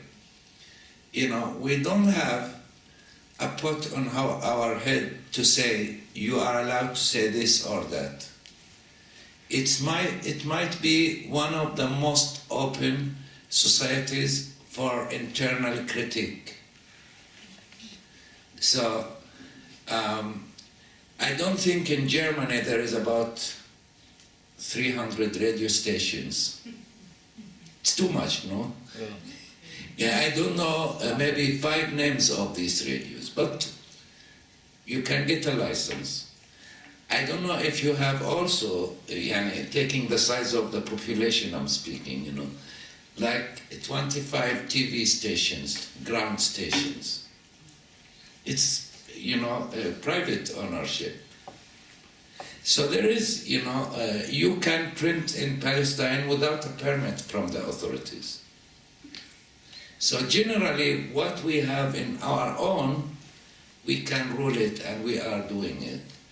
But of course, when we want to develop our society in a better way, we have an obstacle, which is the colonial regime. So our problem never been an internal problem with Hamas or Fatah or PFLP. It's practically with Israel as a colonial racist regime. Die Frage nach der internen Kritik auch in den palästinensischen Gebieten kann ich versichern, dass das Palästina hat eine sehr, sehr dynamische Gesellschaft, eine Gesellschaft, in der sehr offen kritisiert wird. Wir haben eine sehr freie Medienlandschaft. Es gibt hunderte Radiostationen, 25 terrestrische Fernsehstationen. Man kann so viele Zeitungen drucken, wie man möchte. Die Kritik ist da und sie wird gerichtet an die gesamte Führung, nicht nur an Hamas. Hamas ist nur ein Teil der palästinensischen Führung. Sowohl die Fatah als auch die Hamas werden offen kritisiert von den Menschen. Und das war ja noch nie unser Problem, jetzt ein internes, ob wir uns intern in Palästina artikulieren können oder nicht. Wir wollen uns entwickeln nach vorne und das Haupthindernis, das wir haben, das ist eben die koloniale Besatzung, das ist die rassistische Besatzung, die uns diskriminiert, uns daran hindert, dass wir uns entwickeln. Okay. Ja, gleich kommt. Wir hatten letzte Woche in der Süddeutschen einen großen Artikel über den sozialen Abstieg der Mittelschicht in Israel, dass die nach Berlin ziehen, weil es so billig ist. Und hat diese Bewegung, dieser soziale Sprengstoff, was sich da in Israel tut, irgendwie eine Verbindung zu der Frage Zwei-Staaten-Lösung? Wie weit ist diese interne Diskussion?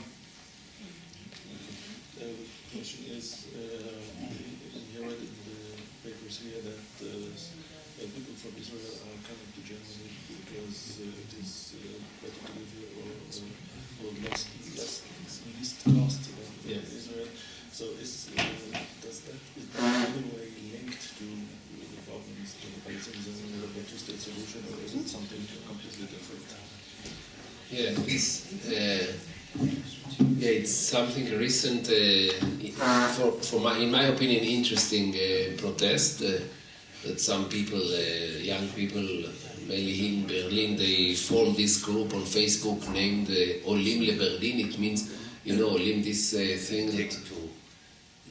Immigrating to. Yes, but immigrating in the Zionist term, like Aliyah ve'Yerida, like if you go to Israel, you are a Jew and you move to Israel, in the Zionist, but in Hebrew, we call it Aliyah. It's not migration.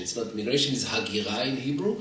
But we call it a Jewish that come from Germany to live in Israel, we call him Ole Chadash. He's a new immigrant, but he's a new Ole. It's like going up, because Israel is a higher place. And if you go out of Israel, you go down. So they named, until today, they are named Yordim, those who went down of Israel. And this guy, my new protest, very, I think, creative and interestingly, he called his group Olim le Berlin, so we are going up to Berlin. So he used the Zionist term. It was very interesting and it raised a lot of attention from the media, and I know that also here he was interviewed.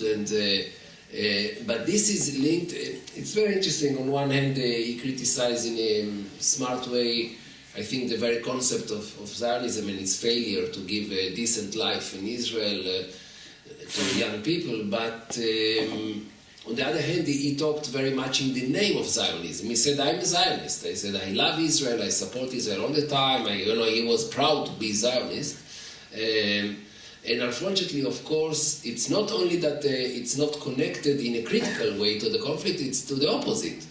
They use as I said, the Israeli discourse. They say, we serve in the army, we are proud to serve in the army, we support every time there is something there, we go, we defend our country, and we do all what's needed, but we want to be able to buy a house, a flat, not in 50 years of loan, but in a reasonable time and in reasonable costs. In Israel, it's very, very disconnected. The discourses, to connect these discourses, it's almost always fail, and it's a really unfortunate, very fundamental situation of the discourse and the conditions.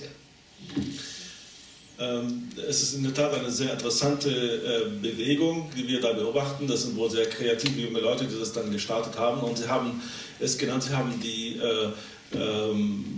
zionistische Terminologie verwendet, weil wenn jemand nach Israel migriert, wir sprechen nicht von Migration, sondern sagt, er geht hoch nach Israel, also als Israel als ein ein Platz, der ganz oben ist, und wenn jemand dann wegkommt von Israel, sagt man, er fährt wieder runter, und er hat im Prinzip diese Terminologie verwendet, aber genau im umgekehrten Sinne, und spricht von Hochfahren nach Berlin. Und das ist auf jeden Fall, da ist schon eine ganze Menge Kritik daran. Er kritisiert ja die zionistische Bewegung, betrachtet sie als gescheitert, weil sie den jungen Menschen eben nicht das gute Leben in Israel garantiert hat. Die Menschen wollen, wenn sie ein Apartment kaufen wollen sie nicht 50 Jahre abbezahlen, sondern wollen das in einer vernünftigen Zeit abbezahlen können. Und so sind viele, gerade junge Leute heute, haben da eine Art Trotzreaktion zu der zionistischen Propaganda oder zum zionistischen Diskurs und versuchen das dann mit solchen Aktionen entsprechend publik zu machen. So. I would have two technical proposals. First, if it would be possible when you talk to have a map of the region, it would help. Not everybody has everything visually in mind.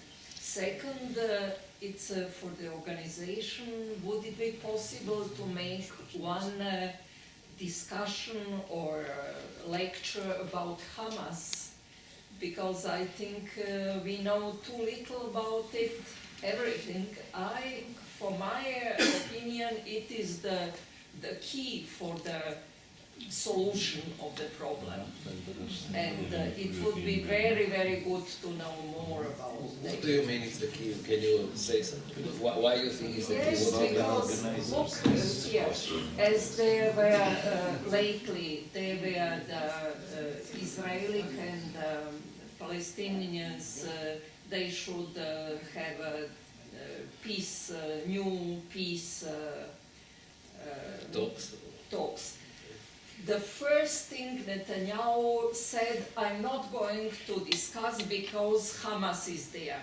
So they can always use this as, contra.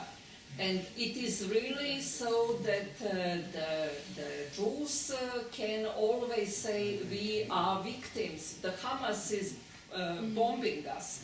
So if they could only be so superior to say, we stay quiet for 1 year, and then to see how is life going further. But that's too far away.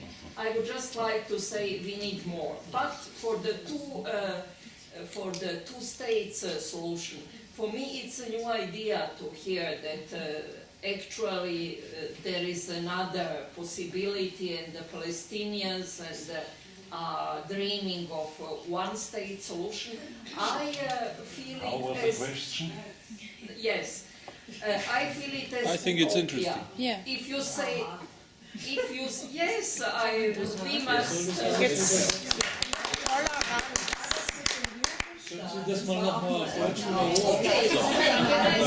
I say? Okay, can I just say, it's nice if you say it should be a state without racism, democratic, secular. It's your wish, but how to come there? It's not up to you, but up to the majority, up to Jewish population. And if they are going to be so democratic to these Palestinians who have been there already, there was a chance for 30 years to prove how they can. So it Okay, die Frage ist jetzt angekommen. Jetzt nochmal ganz kurz, nur ganz schnell. Es gab zwei Anregungen, dass eine Landkarte hier würde weiterhelfen, weil nicht alle kennen die Region ganz gut. Also wenn man über Palästina-Israel redet, wäre das ja nützlich gewesen. Das andere, ob die Organisatoren, also wir, wenn nicht mal eine Diskussion über die Hamas hier abhalten würden, damit die Leute das besser verstehen können, den Diskurs. Dazu vielleicht nur schnell eine Anmerkung. Es gab in München schon mehrfach entsprechende sehr gute Veranstaltungen zum Thema Hamas, eine der besten Kennerinnen von Hamas ist Professor Dr. Frau Baumgartner. Sie war hier in München schon mehrfach und hat sehr, sehr ausführlich darüber berichtet. Also klar, nicht immer im Gasteig, aber es gibt ja auch verschiedene Locations in München, wo sowas da ist. Schade, dass wir sie nicht immer erreichen konnten. Sie hat auch ein Buch geschrieben. Sie hat auch genau, es gibt ja ein extra Buch über das Thema, sehr ausführlich in allen Details, also auf einer sehr fachlichen, akademischen Ebene. Jeder kann das dann haben. Die andere Frage war jetzt, schön und gut, wenn man über eine Einstaatenlösung redet, aber ist es denn überhaupt realistisch und wie kann man denn dahin kommen, wenn, denn da müssten ja die jüdischen Bürger Israels ihr Okay geben und wie kommt man denn dahin überhaupt? Okay, so, who would like to start? I don't have any comment. I didn't. Okay. No, just two things to clarify. A discussion about Hamas, I think Muhammad, Yvonne and the Solidarity Committee, it's a must issue to be discussed. It's good. But the second issue in this thing, whoever think that Hamas is the black hawk or the black sheep and the wolf should always also remember that there is Lebanon, Kahana, there is Bennett, there is all Israeli cabinet, 90% of it, if not more, are absolute open racism. Absolute. And they are militarists and killers with their culture, not just as an issue for them as a tactic. It's a cultural thing. It's very deep within these unfortunate ruling parties in Israel. Now, why should the Palestinians apologize? Did we do anything to anybody and say we have to hide somebody? No.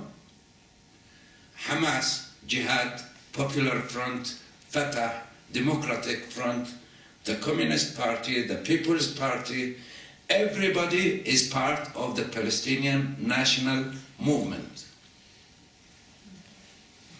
They make mistakes, yes. We do our own job and our own homework to work with them, against them, to humanize, dehumanize them. That's our own issue. And whoever says that Hamas also is being the block for the peace, just remember Hamas is a newborn baby. Right? Yeah. So it was not there to obstruct or block peace. Hamas also did not stop the Oslo process.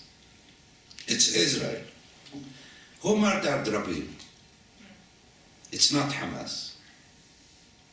It's his own people. Hamas has not have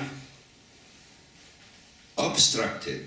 In contrary, when they won the elections in 2006, instead of saying the Palestinian society is so good that they have very transparent democratic process, we got a slap on our face.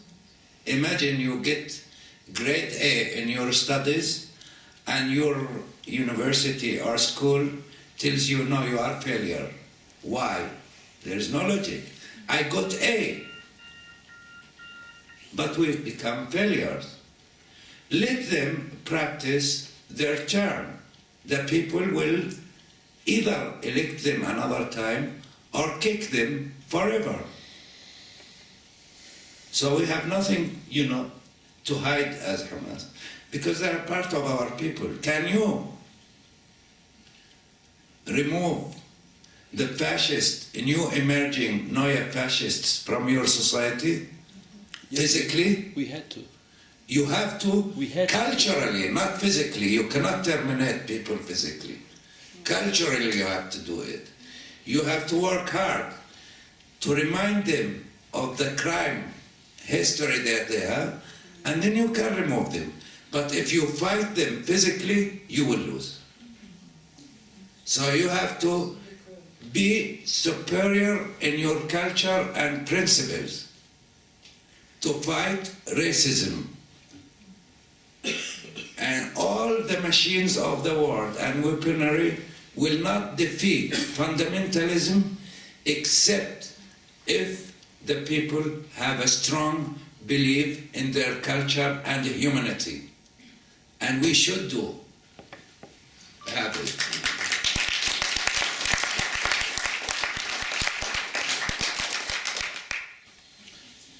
Well, as for the secular democratic state, my friend, we should not wait the agreement of anybody who refuses us. We should work to make him or her accept us.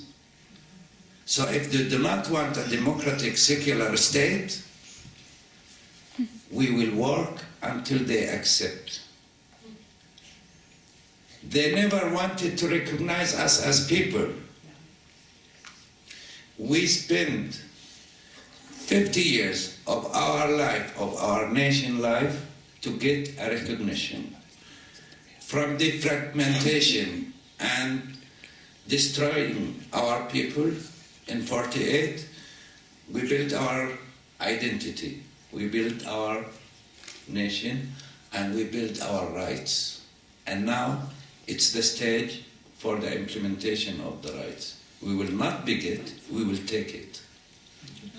Nochmal ganz kurz zusammengefasst zum Thema Hamas. Da gibt es keinen Grund, sie auszublenden aus der Geschichte der palästinensischen Bewegung. Sie sind Teil dieser Bewegung, genauso wie viele andere Parteien auch, wie Fatah, wie die PFLP, wie die Kommunistische Partei.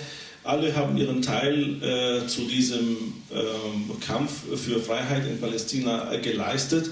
Sie haben alle ihre Fehler gemacht und wir können sie dafür kritisieren. Aber auf der anderen Seite so zu tun, als wäre Hamas jetzt das Hindernis für Frieden, ist einfach auch falsch, denn Hamas gibt es noch nicht so lange.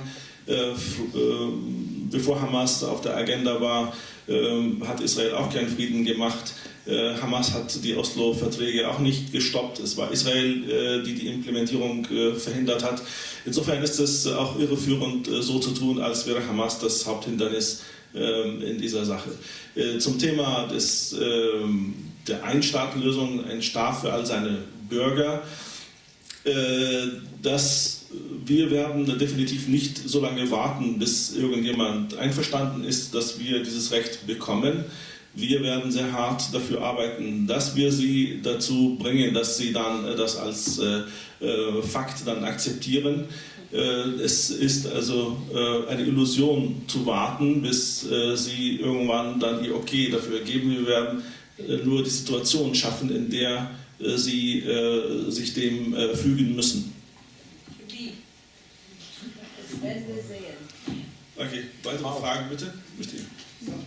From what you said, I understand that you think it is a historic process that will maybe in 30 years lead to a one-state solution. But still, I'm not happy about the answers because I would like to hear both of your personal opinion about what could be a realistic roadmap. The reason why I'm asking this is, from what I read, that the one-state solution is still on an academic level. And there's a big inequality in power between Israel and Palestinian.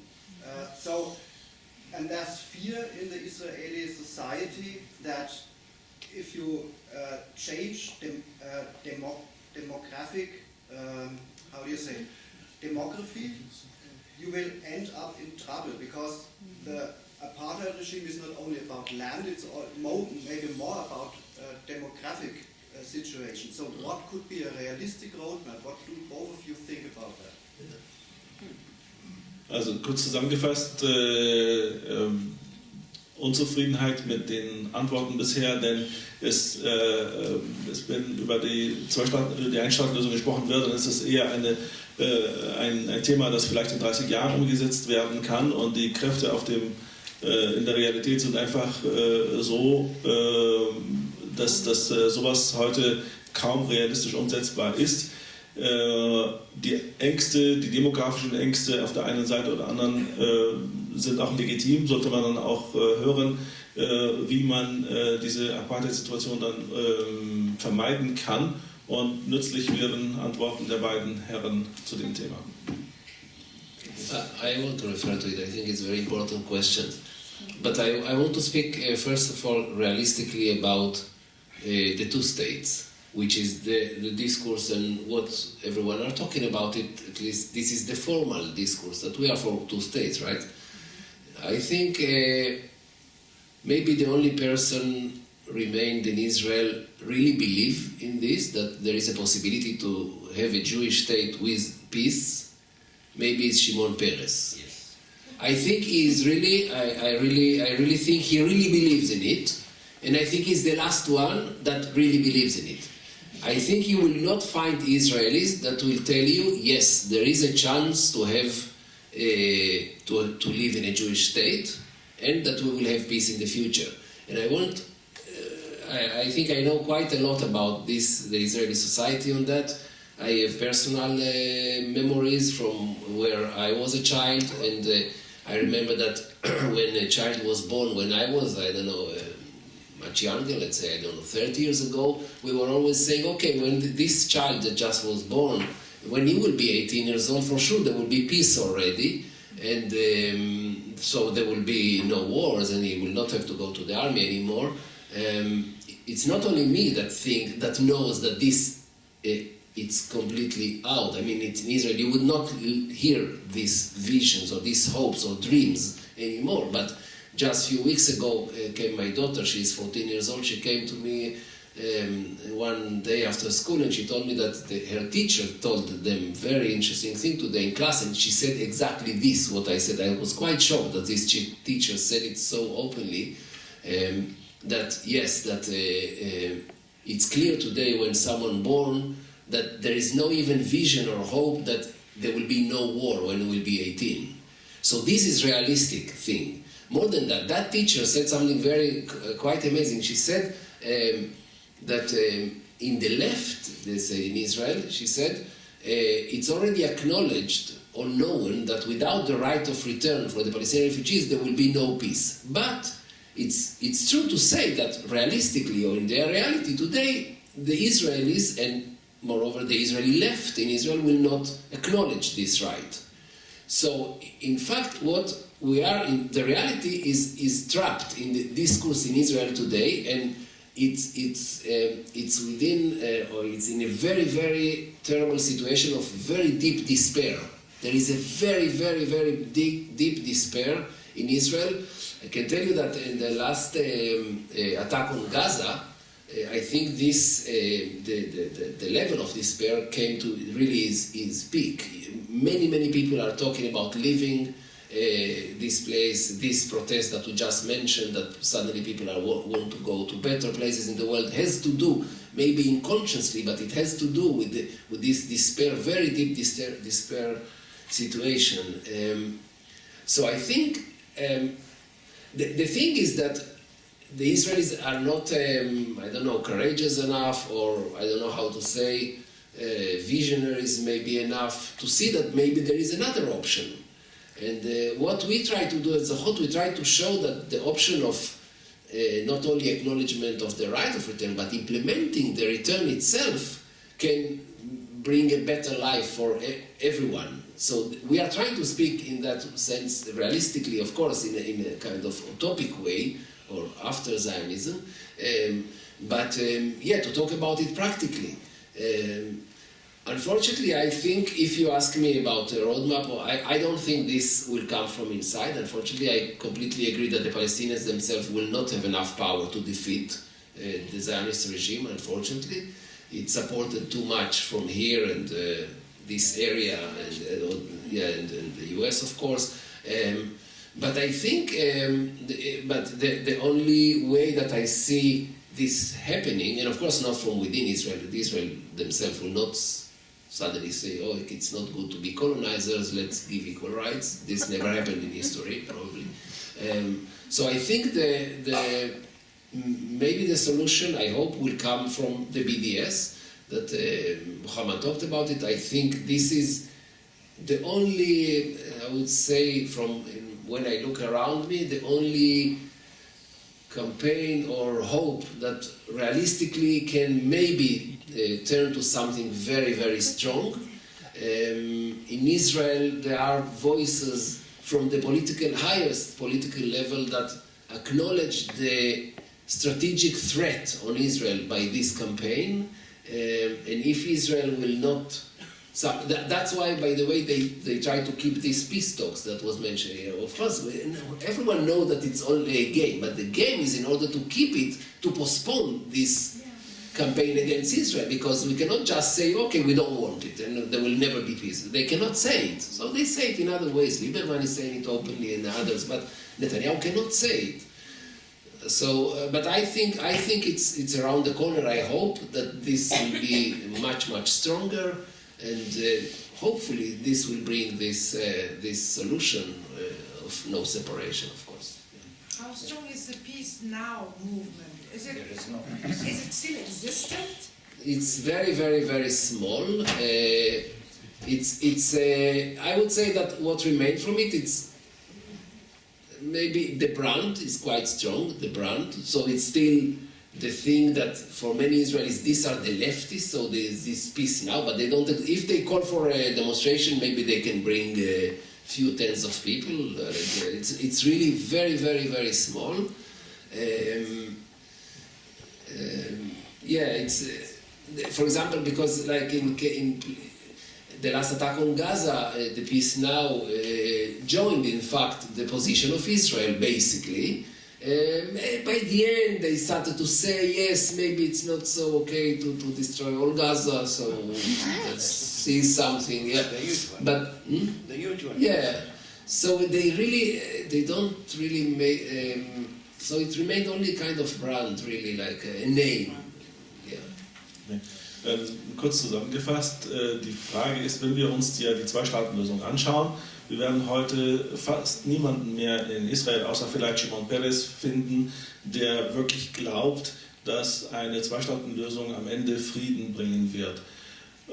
Die große Mehrheit der Menschen in Israel ist absolut verzweifelt, und die jungen Leute, anders als wir vielleicht vor 30 Jahren noch jünger waren, da hat man immer gedacht, wenn jemand jetzt geboren wird, der würde, wenn er seinen 18. Geburtstag feiert, wird es dann Frieden geben und es wird keinen Krieg mehr geben, wir müssen nicht mehr zur Armee.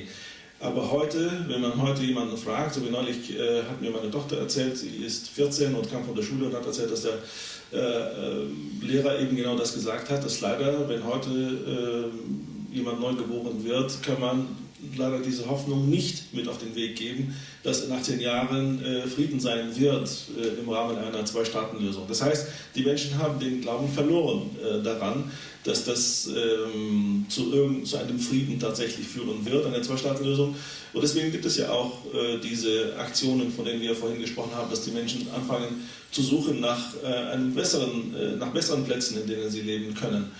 Das ist also eine sehr verzweifelte Situation, und es gibt auf der anderen Seite keine Hoffnung, dass die Israelis irgendwann aufwachen werden und sagen, okay, also das koloniale Regime, das wir führen über die Palästinenser, ist nicht gut, lasst uns ihnen bessere Rechte oder ihre Rechte geben. Das wird auch nicht passieren.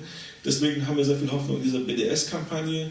Wir denken, dass das könnte durchaus ein Instrument sein, das langfristig, wenn es an Momentum gewinnt, Israel dazu zwingen wird, die Situation zu verändern.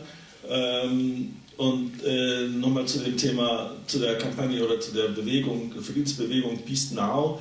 Die ist leider inzwischen sehr, sehr stark dezimiert worden, sehr, sehr kleine Gruppe. Wenn Sie eine Veranstaltung machen, dann kommen gerade vielleicht ein paar Dutzend Leute, aber nicht mehr.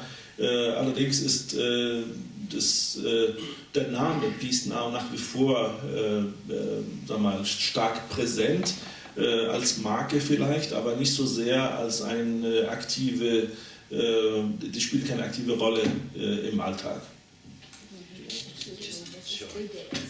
BDS ist nochmal die Abkürzung für Boycott, Divestment and Sanctions. Also das ist eine internationale Kampagne, die 2005 gestartet wurde. Damals gab es ähnlich wie in Südafrika in den 50er Jahren, da gab es einen Appell von den Afrikanern, dass sie die Welt möge die Herrschaft der Apartheid in Südafrika boykottieren. Und das hat am Ende dazu geführt, dass nach 30 Jahren des Kampfes hat es dazu geführt, dass die Südafrikaner zwar, oder die weißen Südafrikaner immer noch für Apartheid waren, aber sie waren nicht mehr imstande, dieses Regime aufrechtzuerhalten. Also sie waren nicht erleuchtet deswegen. Sie mussten dann das Regime der Apartheid dann aufgeben. Und mit allen Problemen denken wir, dass das heute trotzdem Südafrika besser geht als unter Apartheid. Und das Gleiche denken wir auch hier. Die BDS-Kampagne wurde 2005 von fast 200 Organisationen,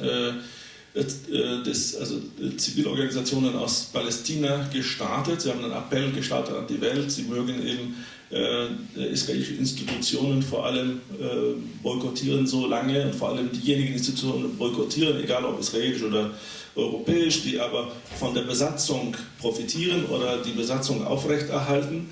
Sie sollten so lange unter Druck gesetzt werden, bis die Apartheid-Politik beendet wird. Also diese Kampagne ist 2005 gestartet, ist inzwischen doch hat sehr, sehr viele Erfolge zu verzeichnen. Viele große Firmen ziehen sich inzwischen zurück von einem Engagement in den besetzten Gebieten. Das zeigt Wirkung und wenn man die israelische Presse auch verfolgt, wird man auch sehen, dass das auch den Herrschenden in Tel Aviv doch sehr, sehr viele Sorgen macht. Also insofern ist das wirklich nicht zu unterschätzen. Man kann also eine ganze Menge tun. Es ist vor allem zum Beispiel auch in den USA im Academic Boycott ist sehr, sehr erfolgreich. Viele Universitäten inzwischen kündigen die Zusammenarbeit mit israelischen Universitäten. Es ist schon etwas in Bewegung gekommen und deswegen auch die Hoffnung, dass wenn man das wirklich auch unterstützt, auch in Deutschland, dass das eben ein Mittel ist, langfristig, dass Israel dann seine Apartheid-Politik eben beendet, dass ein Anstoß für eine bessere Politik da wäre. So, ja. Just a short comment on it's a very interesting question and it takes more time to more than this. But in fact, and the reality that we have been living in one state since 1967, but with two regimes. It's in fact the best character of an apartheid regime, you know. So Israel is ruling every detail of the lives of the Palestinians.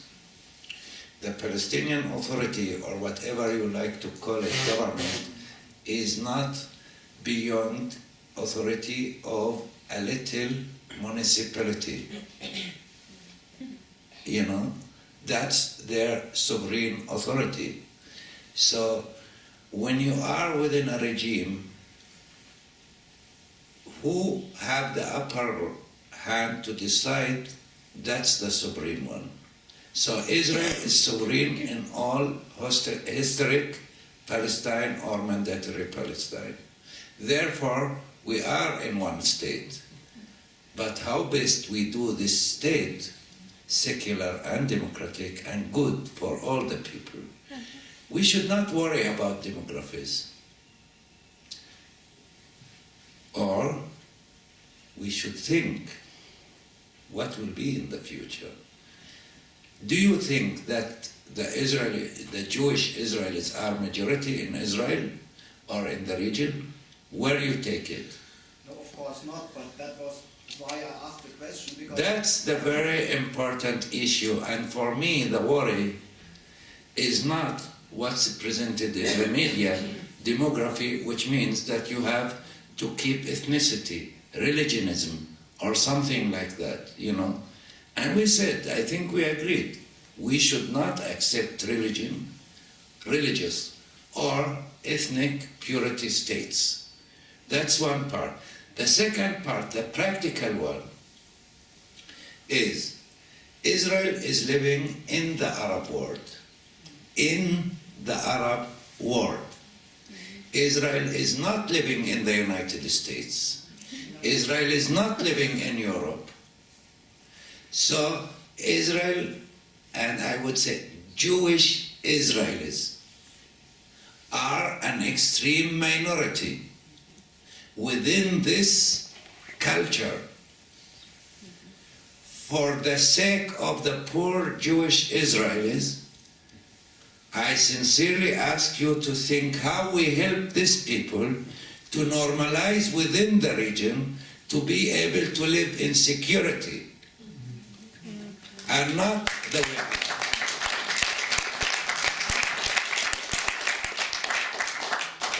Wenn wir uns heute historisch Palästina anschauen, dann ist da heute schon ein Staat. Es gibt ja faktisch nur eine Macht, die über das ganze Gebiet herrscht, und das ist Israel, nur dass es eben zwei unterschiedliche Rechtsgrundlagen für die Menschen gibt, je nachdem, ob sie Palästinenser sind oder nicht. Und das ist eben nach der besten Definition der Apartheid letztendlich ein diskriminierender Staat. Wir wollen schauen, dass wir langsam dahin kommen, dass dieser Staat seinen Charakter ändert, dass das eben kein Apartheidsstaat mehr ist, sondern ein säkularer Staat, ein Staat all seiner Bürger, wo alle mit gleichen Rechten leben können. Und auf der anderen Seite dürfen wir auch nicht vergessen, dass Israel ja nicht in den USA ist und nicht in Europa, sondern mitten in der arabischen Welt, und das ist auch im Sinne der Israelis langfristig, gerade der jüdischen Israelis, wenn sie in Frieden leben wollen in ihrer Umgebung, dann darf es keine religiös motivierten Staaten geben, sondern es muss eben mehr in Richtung säkularer Staaten gehen, und das ist etwas, was wir unterstützen. So, noch weitere Fragen? Da oben war nochmal eine. Ich habe noch eine grundsätzlich provokative Frage an den Herrn rechtzeitig.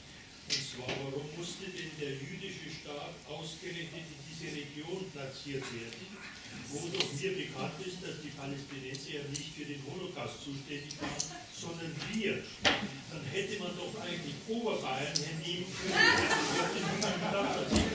Können Sie erklären, warum das so ist? Für ihn auch. Ja, okay.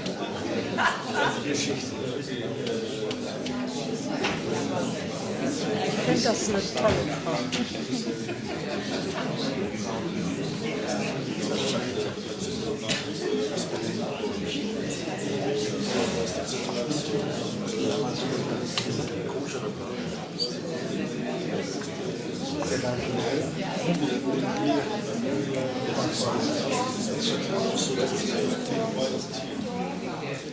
I want to take the opportunity to answer this question. Ein bisschen ruhiger, damit alle noch hören.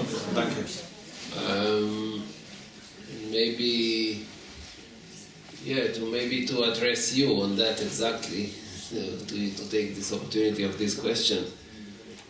Because I think, yes, I think you have also big responsibility for what's going on now in our region.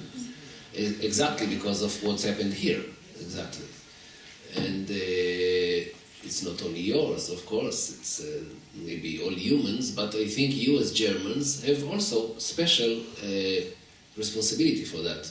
And I think it's not only a question of historical responsibility, which is very, very important, and I know that in Germany there is a lot of work done on your responsibility or society for what happened here during the war, the big war, but I think it has to be done also about the consequences of this Holocaust, mainly of the Jews in Europe, and what happened and what are the outcomes, like you mentioned, what happened, of course, to the Palestinians, that are kind of the ultimate victims of the Holocaust. But I think there is even another point here that is for today. I think, sometimes I think that Israel and the Jewish state is the best place, like, if anti-Semites wanted to have their arguments that the Jews are so terrible, they should create this state in the Middle East. Because I don't see a way that Jews can have a sovereign state in the Middle East without doing the Nakba and without continuing in kind of apartheid regime like Muhammad explained so good. So I think if people in Germany are so sensitive whenever they criticize Israel and say, it's again this old anti-Semitism. No, I think Israel today creates more anti-Semitism, and which is a combination, of course, between criticism to Israel, but also some people hate more Jews because Israel successfully is talking in the name of Jews. This is the Israeli project, to say that we are the real Jews, come to Israel, we work the land or whatever, we become the real Jews and whatever, not in the diaspora. So we succeed, we became the real Jews, and now we represent all the Jews in the world, and this is what we are doing. So we are like branding the Jews as terribles, and I don't think this is Judaism. I think in Judaism it has many other forms. For example, the forms of Judaism that we had there, exactly there. Jews around in the area, like Muhammad mentioned, but in all the Arab countries around, there were Jews there. They will never face this catastrophe like they face it here. And so I think if he would like to help to rescue the Jews from this regime, is also your responsibility. It's not only our struggle. I think it's your responsibility too.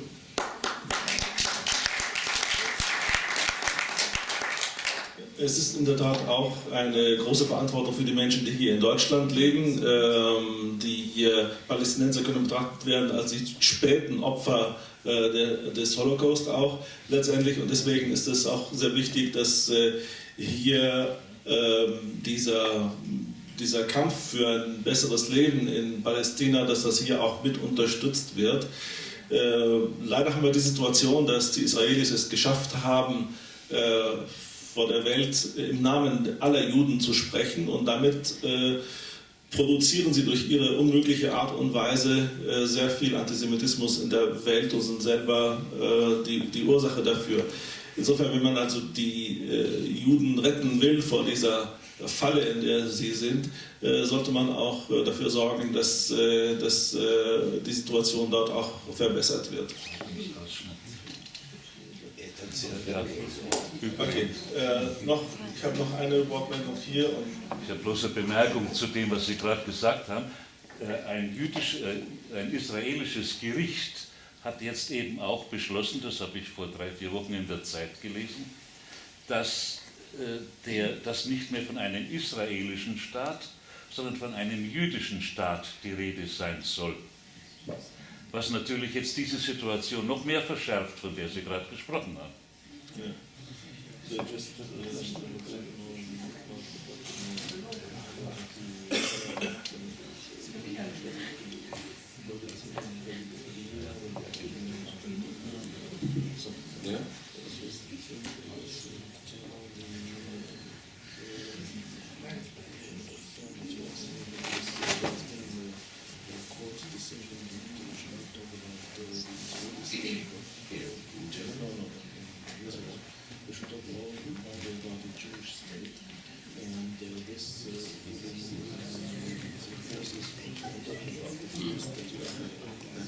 Okay, dann hatte ich hier noch eine Frage. Oder, ja. Ich habe keine Frage, sondern eine Anmerkung, dass hier ich auch eine große Verantwortung in dem Zentralrat der Juden sehe und auch jetzt in München bei der Frau Klugel, dass die der Realität ins Auge sehen. Nee, das meine ich aber ernst. Ja, kann sein, dass es nicht gibt, aber ich möchte es da nicht polemisch werden, aber ich appelliere da einfach an das Verantwortung und vor allem die Lage realistisch anzuschauen. Da habe ich auch schon Briefe geschrieben. Ja, sehr gut.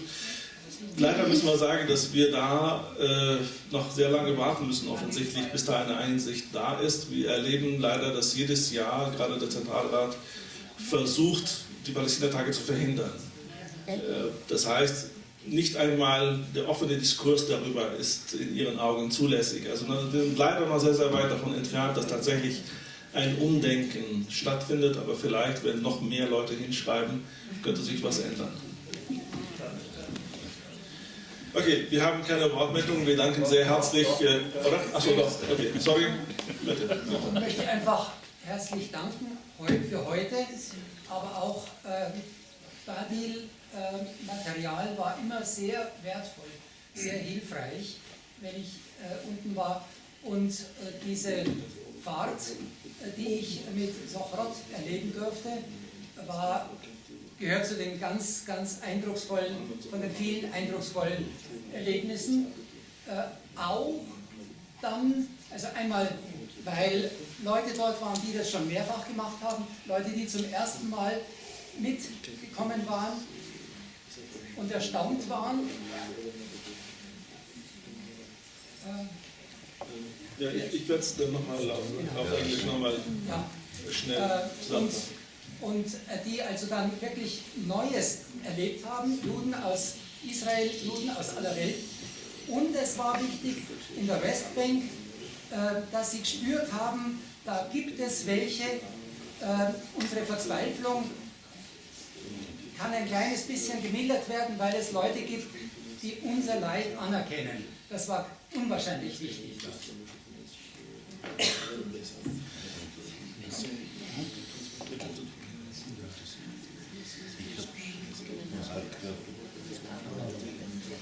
sind keine Fragen,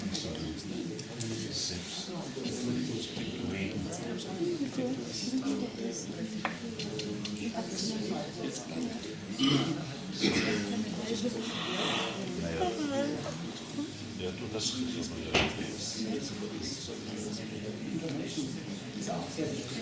So, mit dieser letzten Meldung danke ich Ihnen nochmal für die rege Diskussion. Und ich hoffe, ich glaube, wir haben noch eine einzige Veranstaltung in diesem Jahr im Rahmen der Palästina-Tage. Das ist wann ist das? Donnerstag. Am Donnerstag. Wo? IG In der IG Feuerwache. Dort werden wir eine palästinensische Volkstanzgruppe haben, also die das palästinensische Dabke dann vorführen werden. Es wird sehr temperamentvoll und hoffentlich interessant für alle. Wir wünschen allen guten Heimweg und hoffentlich sehen wir uns dann am Donnerstag. Dankeschön.